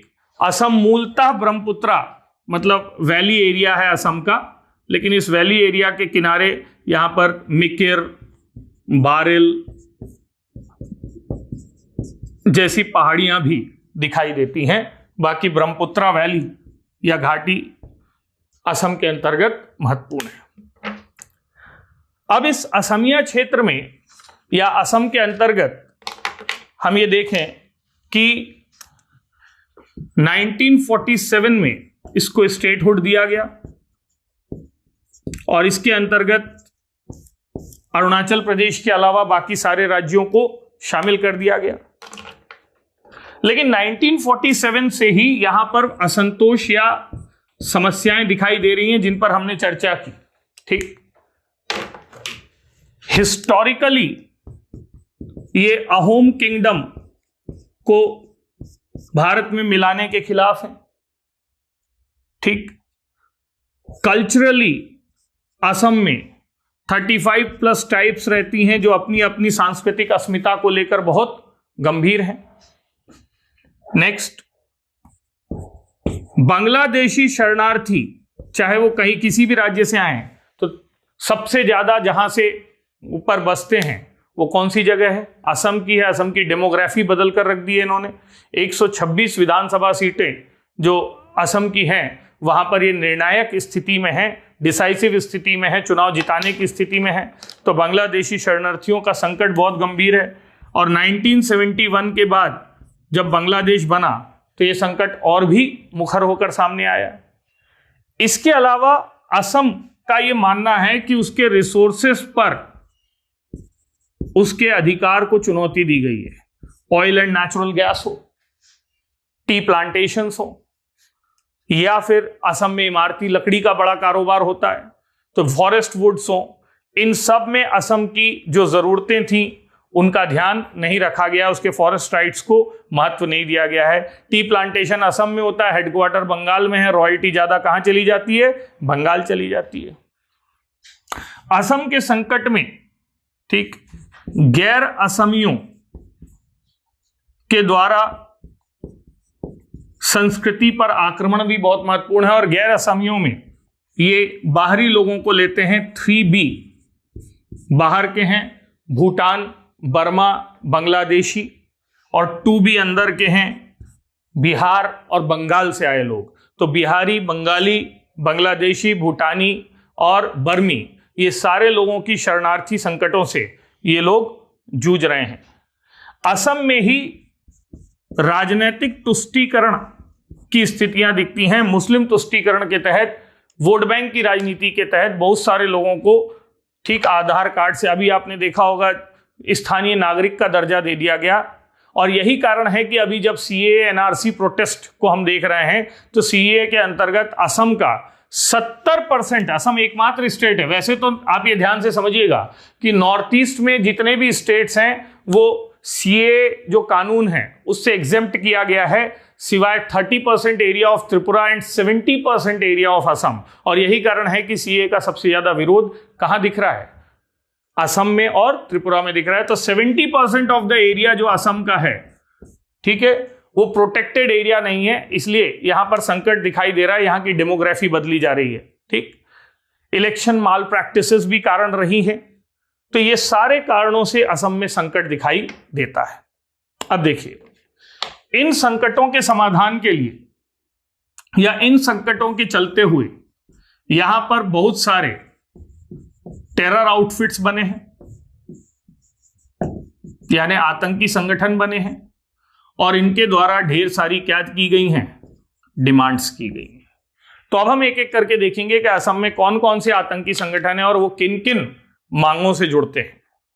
असम में बना जो पहला संगठन था, ठीक है, उसे आसू का नाम दिया गया, all Assam student union, all Assam student union. ठीक है, अब इस ऑल असम स्टूडेंट यूनियन ने 1979 में यह मांग रखी कि असम में बाहरी लोगों के प्रवेश पर रोक होना चाहिए, विशेषकर बांग्लादेशी शरणार्थियों के प्रवेश पर। और इन्होंने कहा कि यदि ये मांग नहीं मानी गई तो हम हिंसात्मक आंदोलन करेंगे। ठीक, इस मांग को स्वीकार करते हुए 1985 में असम अकॉर्ड साइन किया गया। 1985 असम, ठीक है। इसका परिणाम यह हुआ कि आसू जो एक प्रेशर ग्रुप था वो एजीपी में बदल गया, असम गण परिषद नाम की पॉलिटिकल पार्टी बनी। और असम गण परिषद ने चुनाव लड़े, और चुनाव लड़ने के बाद वो तब से लगातार मेन स्ट्रीम दलों के साथ मिलकर असम की सरकार से जुड़कर काम कर रही है। इसकी मूल मांग ये थी कि 1971 के बाद भारत आए बांग्लादेशी लोगों को चुनकर उन्हें वापस भेजा जाए, और यही आधार बना असम में सीएए का। जो सिटीजनशिप अमेंडमेंट एक्ट की हम बात करते हैं उसके अंतर्गत, और असम में एनआरसी का भी आधार यही है, नेशनल रजिस्टर फॉर सिटीजनशिप जो है। तो नेशनल रजिस्टर फॉर सिटीजनशिप में यही देखा जाएगा कि 1971 के बाद कौन लोग बांग्लादेश से भारत आए हैं, और उन लोगों को पहचान कर अलग किया जाएगा।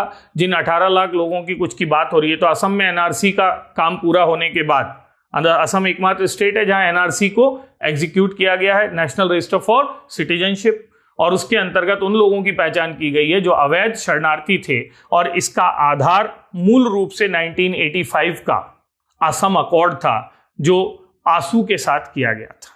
हालांकि असम गण परिषद अब पॉलिटिकली इतना रिलेवेंट नहीं रही है, लेकिन फिर भी वो कभी कांग्रेस के साथ, कभी बीजेपी के साथ मिलकर सत्ता में भागीदारी दिखाती रहती है। ठीक, दूसरा संगठन जो असम में आतंक से जुड़ता है उसका नाम है उल्फा। ये भी 1979 में बना, United liberation front of Assam. ये दुर्दांत संगठन है, कठोर आतंकी कार्यवाहियों के लिए जाना जाता है। ठीक, तो असम में एक डिस्ट्रिक्ट है शिवसागर, और शिवसागर डिस्ट्रिक्ट के रंगधर क्षेत्र में, शिवसागर डिस्ट्रिक्ट के कौन से क्षेत्र में? रंगधर क्षेत्र में उल्फा का निर्माण किया गया। प्रारंभिक सदस्यों में अरविंद राजखोवा, अनूप चेतिया, प्रदीप गोगोई, परेश बरुआ, ये 3-4 नाम मैं बता रहा हूं, इन लोगों को जाना जाता था। ठीक, अनूप चेतिया जो कि इसके आप क्या कह सकते हैं उपाध्यक्ष के तौर पे थे, वाइस चेयरमैन के तौर पर थे, उन्होंने उल्फा की मांग को प्रस्तुत करते हुए कहा कि हम sovereign socialist Republic of Assam का निर्माण करना चाहते हैं। Sovereign socialist Republic of Assam, तो इसमें समाजवादी विचार है, गणराज्य का विचार है, वामपंथी विचार है, लेफ्ट आइडियोलॉजी यहां पर जुड़ रही है। तो हम sovereign socialist Republic of Assam का निर्माण करना चाहते हैं और हम ये मानते हैं कि अहोम राज्य का भारत साम्राज्य में ब्रिटिशर्स द्वारा पहले इसको अहोम राज्य को जीता जाना, आई थिंक 1824 के करीब ब्रिटिशर्स ने असम को जीता था, ये विलय ही गलत था, इसलिए अहोम राष्ट्र का निर्माण करना चाहिए, अलग देश का निर्माण करना चाहिए। ठीक है, अब अहोम स्टेट की मांग, मतलब इन्होंने एक संधि को आधार बनाया था, यांडबू की संधि, जो बर्मा पर नियंत्रण के दौरान हुई थी और तभी असम का क्षेत्र अंग्रेजों के पास आया था। तो ये प्री यांडबू स्टेटस की मांग करते हैं। यांडबू ट्रीटी जो 1826 की ट्रीटी है, प्रथम आंग्ल बर्मा युद्ध के बाद, तो ये प्री यांडबू स्टेटस, अहोम स्टेटस की बात करते हैं उल्फा वाले। ठीक, उल्फा के खिलाफ हमने फिर बाद में इनकी गतिविधियों को देखते हुए सैन्य कार्यवाही की। इस कार्यवाही के तहत अनूप चेतिया को तो बांग्लादेश में गिरफ्तार करके रखा गया लंबे समय तक, और बाकी उल्फा के खिलाफ 2003 के करीब भूटान में ऑपरेशन ऑल क्लियर भी चलाया गया, और इससे उल्फा के पैर धीरे धीरे उखड़े या कमजोर हुए। लेकिन फिर भी उल्फा के उग्रवादी फिर दूसरे आउटफिट से जुड़कर राष्ट्र विरोधी गतिविधियों में कहीं ना कहीं संलग्न बने हुए हैं। वर्ष 2011 में भारत सरकार, असम सरकार और उल्फा के बीच एक शांति समझौता हुआ। सितंबर 2011, इफ आई रिमेंबर करेक्टली, एक समझौता हुआ, और इस समझौते में यह तय हुआ कि उल्फा बातचीत के टेबल पर आएगा, यानी अपने हथियारों को धीरे से सरेंडर करेगा। लेकिन यह बातचीत साल भर में ही विफल हो गई और उल्फा ने अपने आप को पीछे खींच लिया, और बोडो क्षेत्र में बोडो और बांग्लादेशी मुसलमानों के खिलाफ जो आपसी विद्वेष शुरू होता है, उसमें उल्फा की गतिविधियां भी जुड़ जाती हैं, और 2012 से असम में हिंसात्मक घटनाएं दिखती हैं। कोकराझार वायलेंस, यदि आपने नाम सुना होगा, कोकराझार हिंसा, वो दिखाई देती है। तो यहां पर आप देखते हैं कि उल्फा के उग्रवादी जो हैं वो बोडो उग्रवादियों के साथ कहीं ना कहीं नेक्सस बनाकर बाहरी शरणार्थियों के खिलाफ, बांग्लादेशी शरणार्थियों के खिलाफ गंभीर हमले करते दिखाई देते हैं। कोकराझार वायलेंस इतना गंभीर वायलेंस था कि इसके दुष्प्रभाव पूरे देश में देखे गए। ठीक, यहां पर हुआ ये कि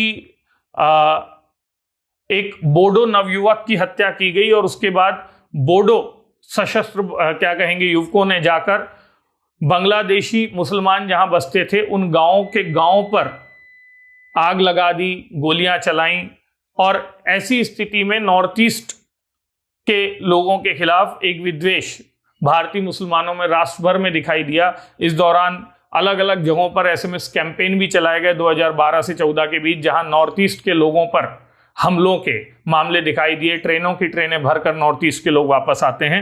ये 2012 से 14 के वायलेंस की बात है, और इसमें उल्फा का इन्वॉल्वमेंट कहीं ना कहीं दिखाई देता है।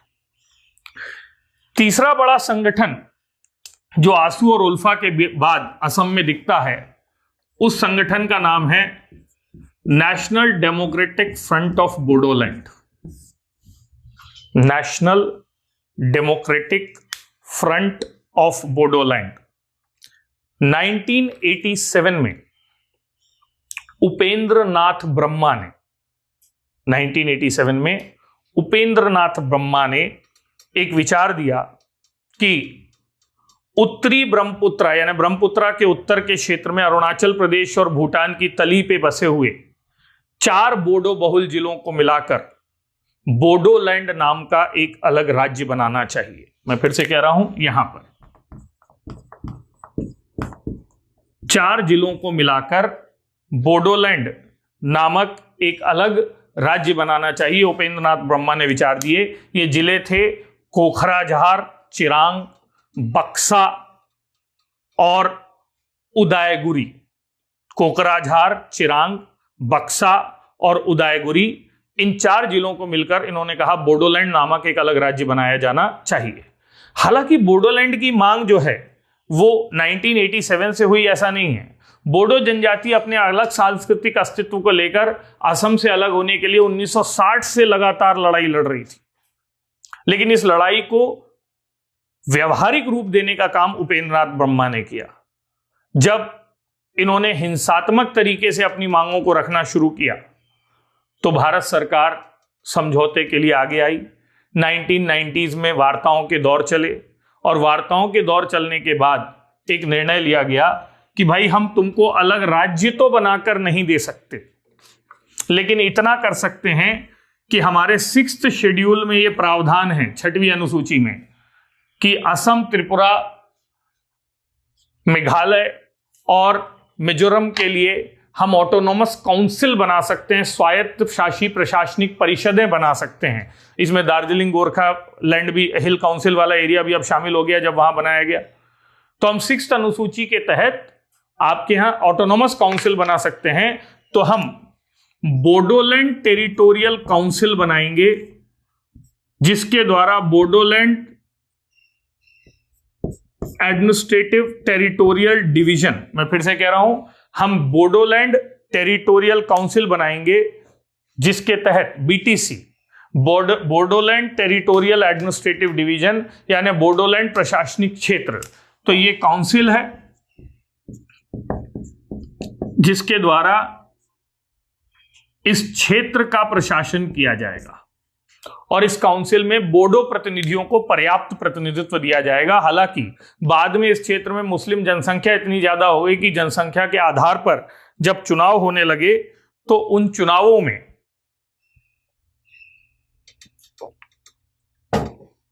बीटीसी में भी बोडो लोगों की संख्या धीरे धीरे क्या होने लगी, कम होने लगी। अब यहां पर ध्यान से समझिए कि बेसिकली जो लड़ाई थी बोडोलैंड की, वो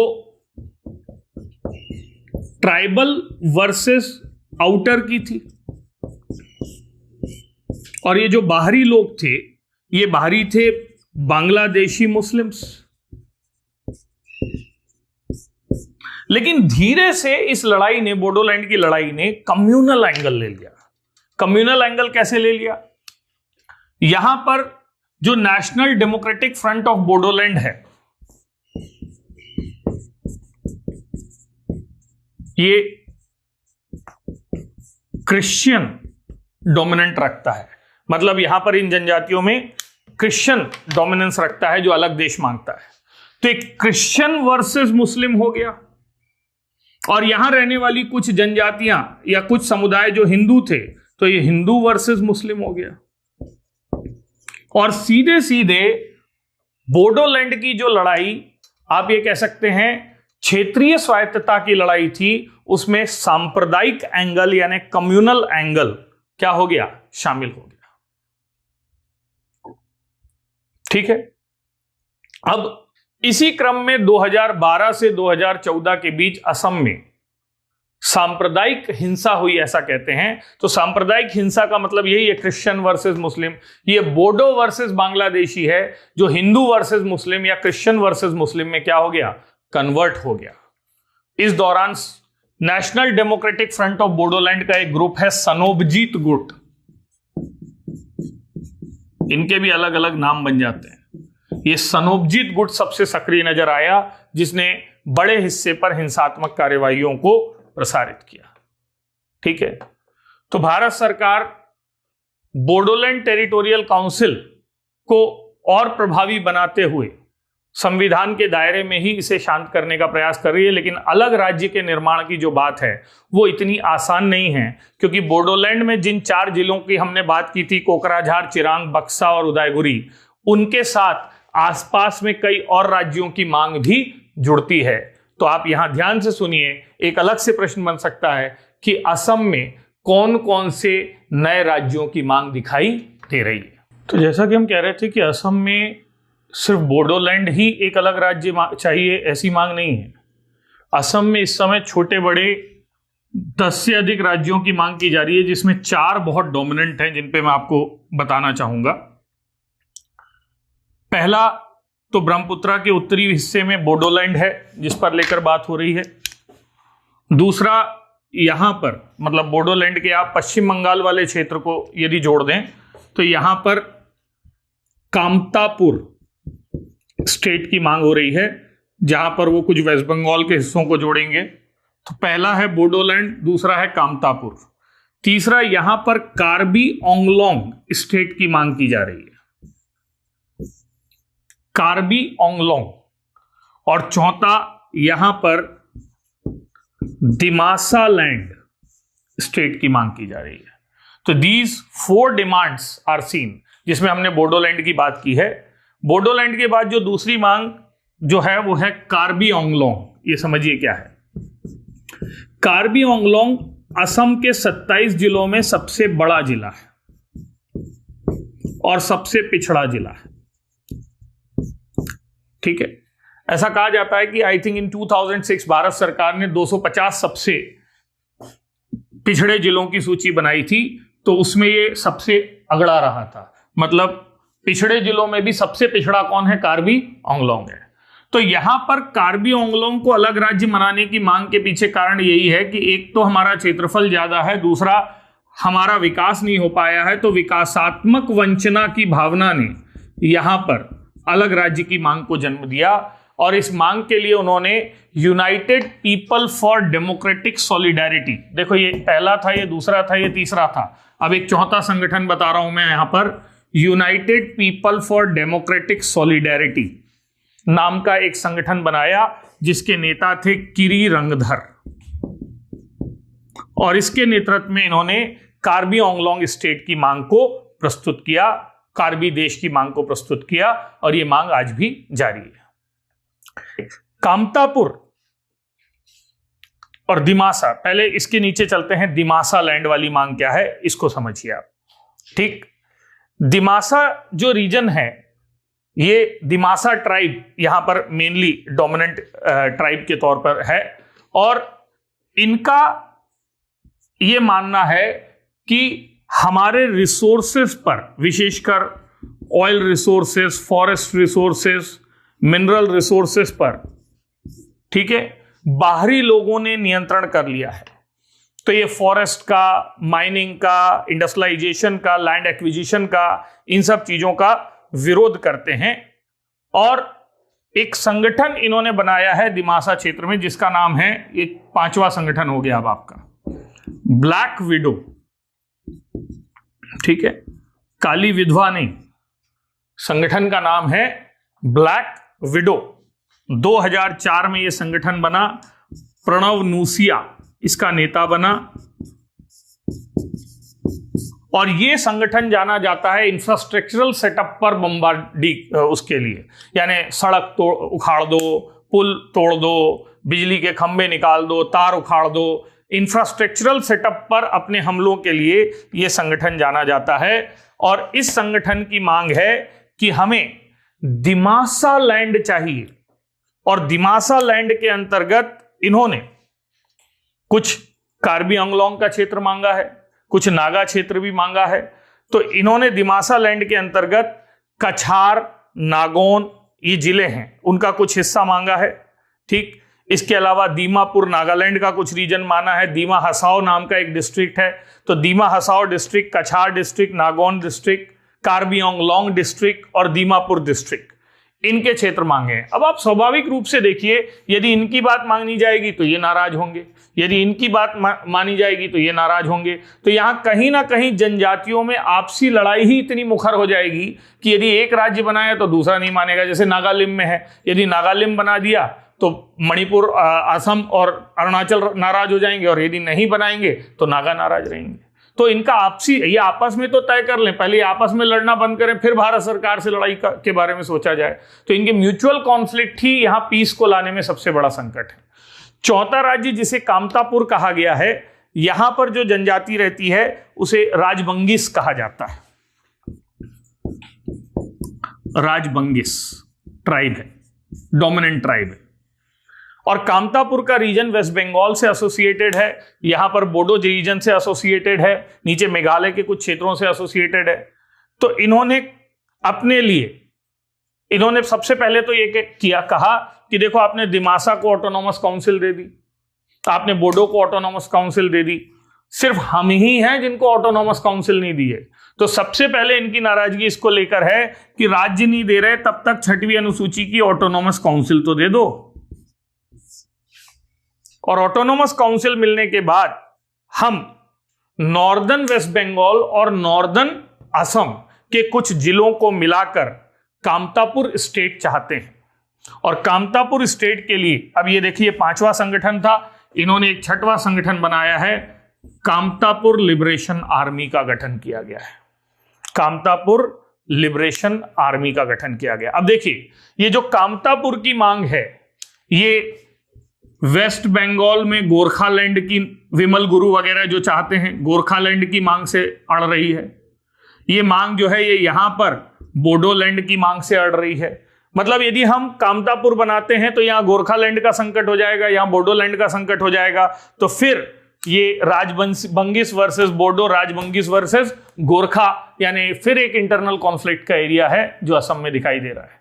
तो इस तरीके से असम में 4 राज्यों की मांग चल रही है और असम के 30 से अधिक जो आपके संगठन हैं उनमें से इस समय सबसे सक्रिय संगठनों में यदि आप देखें तो उल्फा को लिया जा सकता है, national democratic front of Bodoland को लिया जा सकता है, कामतापुर लिबरेशन आर्मी को लिया जा सकता है, ब्लैक विडो को लिया जा सकता है, United people for democratic solidarity को लिया जा सकता है। यानी 6 में से 5 अभी भी एक्टिव रूप में अलग अलग मांग कर रहे हैं और सब अपने अपने राज्यों की मांग से जुड़े हुए हैं। सिर्फ आसू जो था, जो स्टूडेंट यूनियन वाला था, वो असम गण परिषद के तौर पर पॉलिटिकल आउटफिट के रूप में, ठीक है, आगे चला गया है।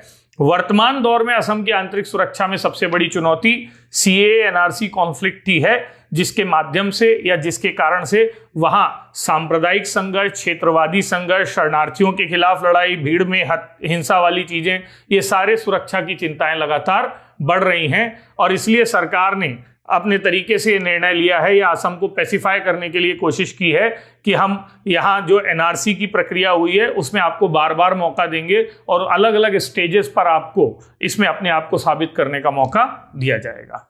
तो ये कहानी हुई असम की कहानी। अब हम अगले स्टेट पर चलते हैं असम के बाद, और दूसरा स्टेट असम के बाद जो अशांत राज्य के तौर पर जाना जाता है उसका नाम है नागालैंड। आपको पता होगा प्रधानमंत्री जी ने नागा अकॉर्ड सत्ता में आने के बाद साइन किया था और ये कहा था नॉर्थ ईस्ट में ये उनकी सबसे बड़ी उपलब्धियों में से एक है। उसके फोटोज कई जगह प्रचलित हुए थे। और नागा संकट जो है उत्तर पूर्व के राज्यों में अलगाववादियों में नागा अलगाववाद सबसे पुराना अलगाववाद है, सबसे सक्रिय अलगाववाद है। जैसे राज्य पुनर्गठन में हम आंध्र प्रदेश का उदाहरण नहीं लेते हैं, that Andhra Pradesh is the first state to revolt against revolt for linguistic independence autonomy, तो वैसे ही नागालैंड है यहां पर। तो देखिए कहानी है नागालैंड की, ठीक। और नॉर्थ ईस्ट के स्वरूप में या नॉर्थ ईस्ट के क्षेत्र में यदि हम जहां पर इस ढंग से लेते हैं ना, ये तो ये वाला जो इलाका है नागालैंड का इलाका, इसको यदि हम चित्र के तौर पर देखने की कोशिश करें तो ये कुछ इस तरीके का इलाका बनकर हमारे सामने आता है। रादर इसको नीचे ऐसे कर दें, ये ऐसा, तो ये है आपका नागालैंड, ठीक है। अब देखिए इस नागालैंड का अपना एक रिच हिस्ट्री है, या इस नागालैंड का अपना एक इतिहास है, ठीक। यहां नागा रियासत या नागा शासकों का शासन था। तो नागालैंड में बहुत सारी ट्राइब रहती हैं। पहले ये समझिए ट्राइबल डोमिनेटेड एरिया है जहां पर नागा समुदाय है, जिसके अंतर्गत अंगामी, आओ, कोन्याक, लोथा, रेंगमा, अंगामी, आओ, कोन्याक, लोथा, रेंगमा जैसी डोमिनेंट ट्राइब्स यहां पर दिखाई देती हैं।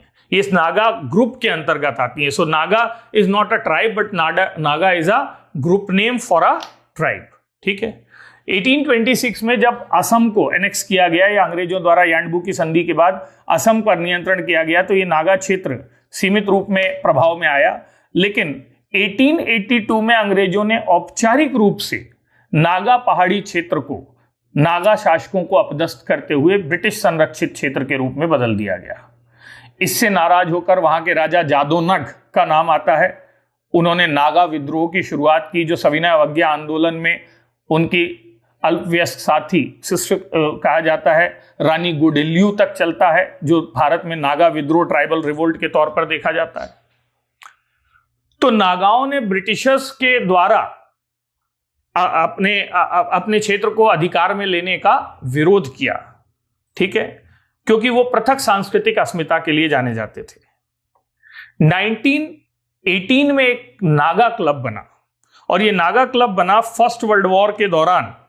एक नागा फ्रेंच लेबर ग्रुप था, उस नागा फ्रेंच लेबर ग्रुप के 20 लोगों ने आपस में मिलकर नागा क्लब बनाया, और इस क्लब ने साफ साफ कहा कि हम ब्रिटिश भारत या स्वतंत्र भारत किसी का भी हिस्सा होना नहीं चाहते हैं।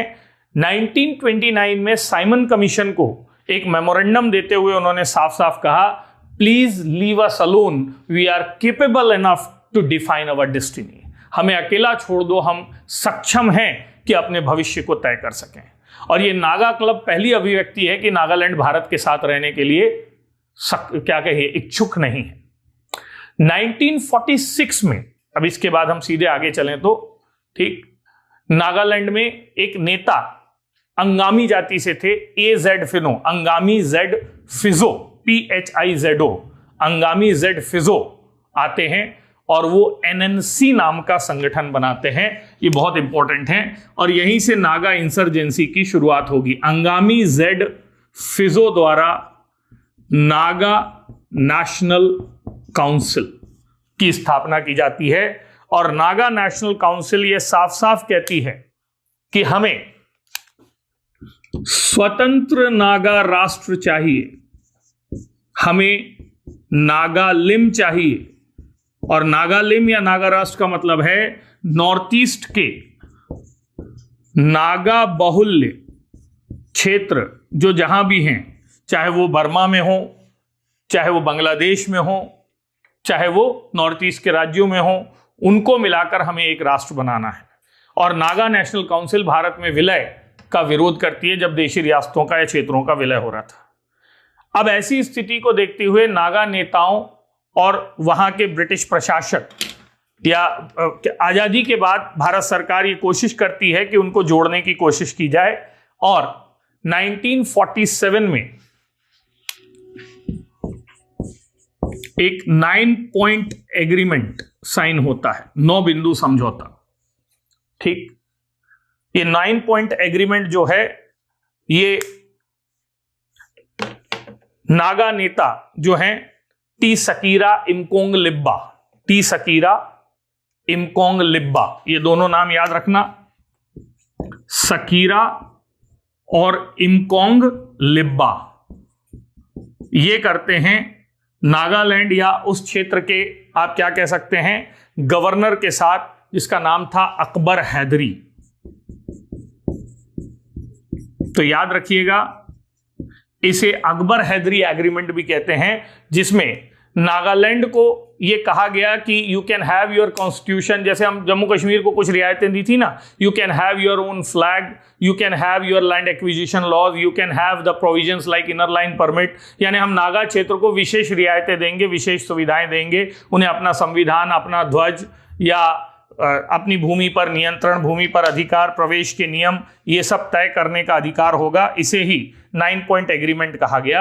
ये उन्होंने कहा कि you just accept that you will live in the ambit of India, Bharat की संप्रभुता के अंदर अपने अस्तित्व को स्वीकार करो, आपके पृथक जरूरत इच्छाओं का ध्यान रखा जाएगा। ठीक, लेकिन इस 9 पॉइंट एग्रीमेंट को फिजो ने रिजेक्ट कर दिया। उन्होंने कहा ये कोई समझौता नहीं है, मेरे को अलग देश चाहिए। और इस फिजो ने मार्च 1952 में, ठीक, नागा फेडरल गवर्नमेंट की स्थापना कर दी और नागा फेडरल आर्मी बना ली। इसका मतलब समझेंगे, जैसे अंग्रेजों के काल में हम बोलते हैं स्वतंत्र सरकार बना ली थी बलिया, सतारा, तामलुक में, या हम 1930s में बोलते हैं सूर्य सेन ने, तो इन्होंने सीधे सीधे Naga federal government and Naga federal army बना ली। मतलब अपने आप को भारत से क्या घोषित कर दिया, स्वतंत्र घोषित कर दिया, समानांतर सरकार चलाने लगे। और इसी को कहते हैं भारत में उत्तर पूर्व में उग्रवाद की शुरुआत, जो फिजो के नेतृत्व में 1952 के बाद दिखाई देती है।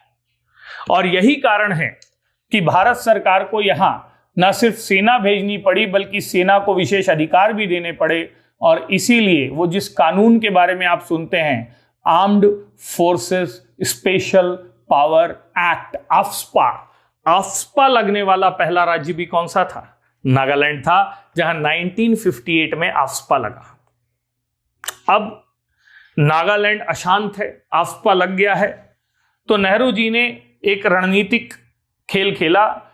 9 पॉइंट एग्रीमेंट से नागा आंदोलन दो हिस्सों में बटा नजर आ रहा है, एक उदारवादी नेता और एक कट्टर नेता। उदारवादी में इमकोंग लिब्बा जैसे नेता हैं और कट्टर में फिजो हैं।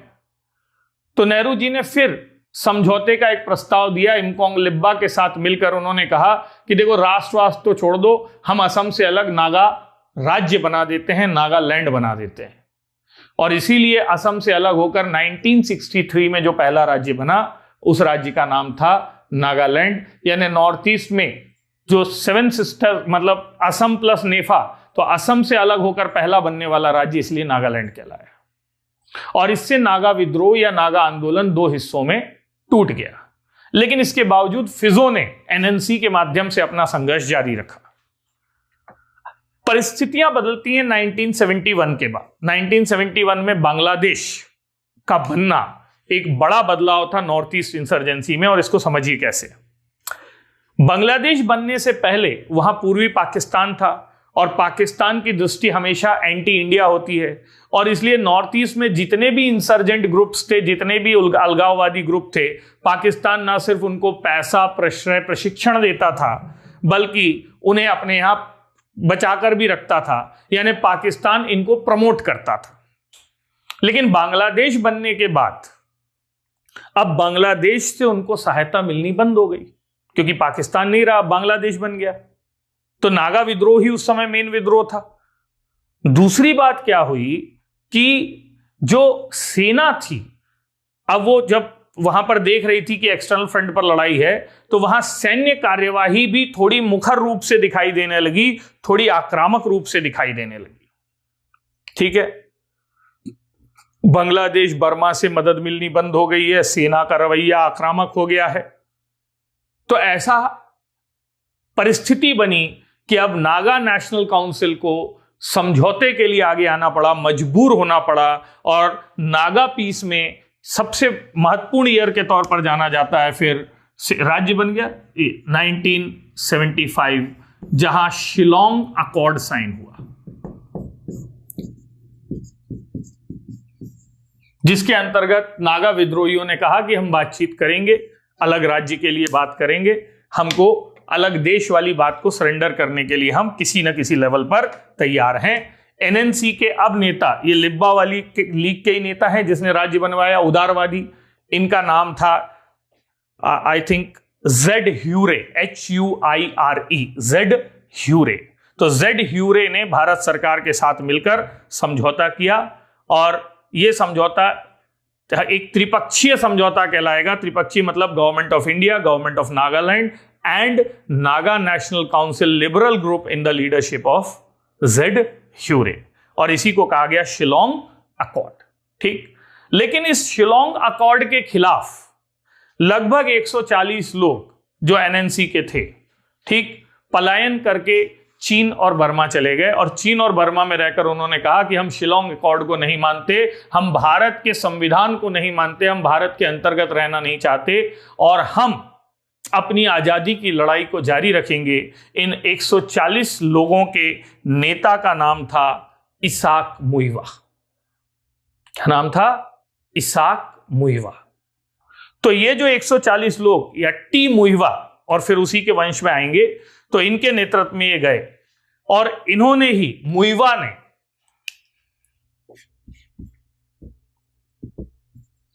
1980 में अब एक नया संगठन बना लिया, क्योंकि एनएनसी ने तो बातचीत कर ली है, एनएनसी तो डाइल्यूट हो गया है। उसका नाम था National Socialist Council of Nagaland. तो when you discuss insurgency in Nagaland, you basically going to see two outfits या terror outfits over there. The first outfit is जो पहला संगठन है वो है नागा नेशनल काउंसिल, जो आजादी से पहले ही बन जाता है नागा क्लब से प्रेरित, और दूसरा है national Socialist Council of Nagaland, जो शिलोंग अकॉर्ड के बाद नाराजगी में बनाया गया, और इसका लक्ष्य था, अब इन्होंने नया नाम दिया, ग्रेटर नागालिम। और ग्रेटर नागालिम का मतलब वही था, वही नागा बहुल क्षेत्रों को जोड़कर एक नागा राष्ट्र का निर्माण करना। आगे चलकर ये national Socialist Council of Nagaland ideological differences के कारण दो हिस्सों में बंट गई। एक कहलाया इसाक मुइवा गुट, IM गुट। ठीक, क्यों इसाक मुइवा गुट इसलिए कहलाया क्योंकि इसके दो नेता थे। पहले नेता का नाम था इसाक सू,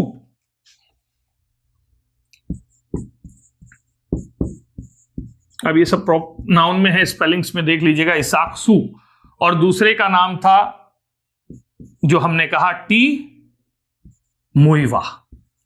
तो इन दोनों से मिलकर नाम बना इसाक मुइवा, दो लोग थे। और दूसरे गुट को नाम दिया गया खापलांग।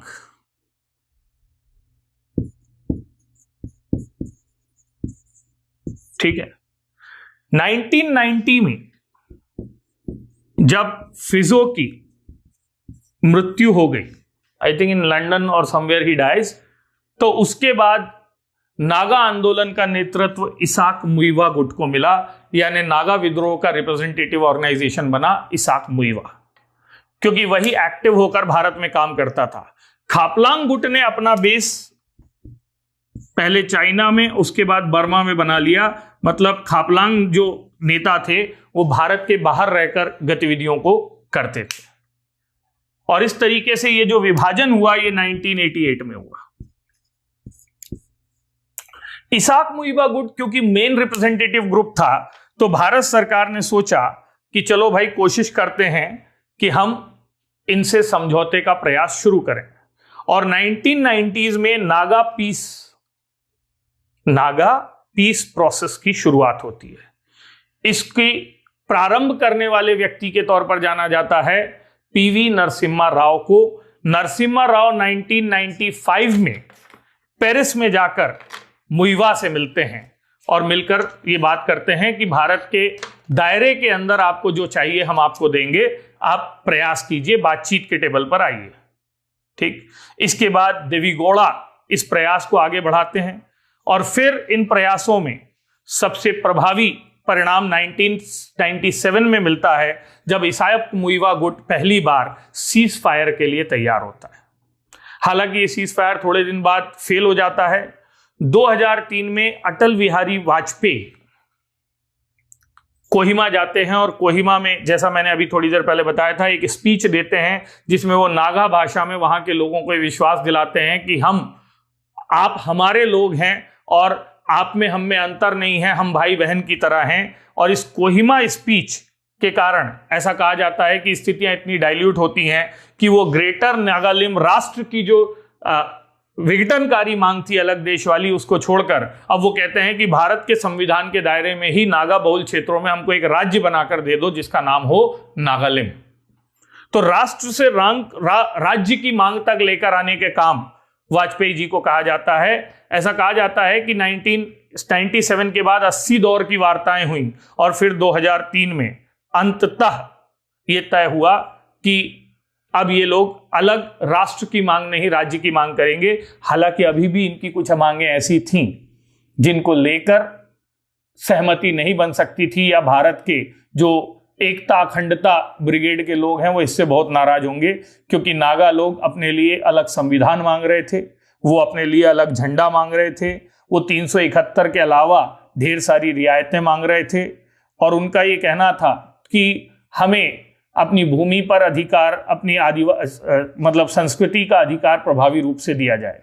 तो हमने कहा इन सब पर धीरे धीरे बात करेंगे, और इस तरीके से 2003 में इसाक मुइवा के साथ दूसरा समझौता आगे बढ़ा। इसके पहले 2001 में खापलांग गुट के द्वारा सीज फायर यानी शांति समझौते पर हस्ताक्षर किए गए बर्मा से ही। ठीक है, और ये जो शांति थी, इसाक मुइवा वाली शांति, तो आप देखेंगे आई थिंक 2003 से चल रही है और 2015 में मोदी जी नागा पीस अकॉर्ड करेंगे। खापलांग वाली शांति 2015 में ये भी भंग होती है जब ये लोग नागा समझौता इसाक मुइबा से किया जाता है और खापलांग गुट चंदेली हमला करता है, जहां 18 डोगरा राइफल के जवानों की क्या करता है, हत्या करता है। अब देखो ओवरऑल सिनेरियो क्या है, पहले उसको समझने की कोशिश करो। वर्ष 2000 के बाद नागा विद्रोह कई हिस्सों में बंट गया है। इसाक मुइबा गुट रिप्रेजेंटेटिव होने के बावजूद अब उतना ताकतवर नहीं रहा है, पहली चीज। दूसरी चीज, खापलांग गुट से अलग होकर एक अलग विंग 2011 में सामने आया है जिसे खोले खेतान कहते हैं। तो खापलांग के अंदर अब एक नया विंग निकल गया है जिसका नाम है खोले खेतान।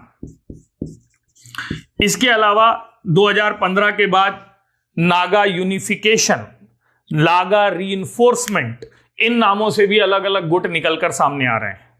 यानी पहली चीज, नागा विद्रोह में आंतरिक विभाजन बहुत बढ़ गया है। दूसरी बात, 2015 में मोदी जी द्वारा जो पीस अकॉर्ड साइन किया गया, नागा पीस अकॉर्ड, वो आउट ऑफ ब्लू था। आउट ऑफ ब्लू मतलब अचानक से एक दिन बहुत सारे नागा नेताओं के साथ मोदी जी अवतरित हुए और उन्होंने कहा कि मेरी प्राथमिकता में नॉर्थ ईस्ट आता है और मैं नागा लोगों से शांति समझौता कर रहा हूं।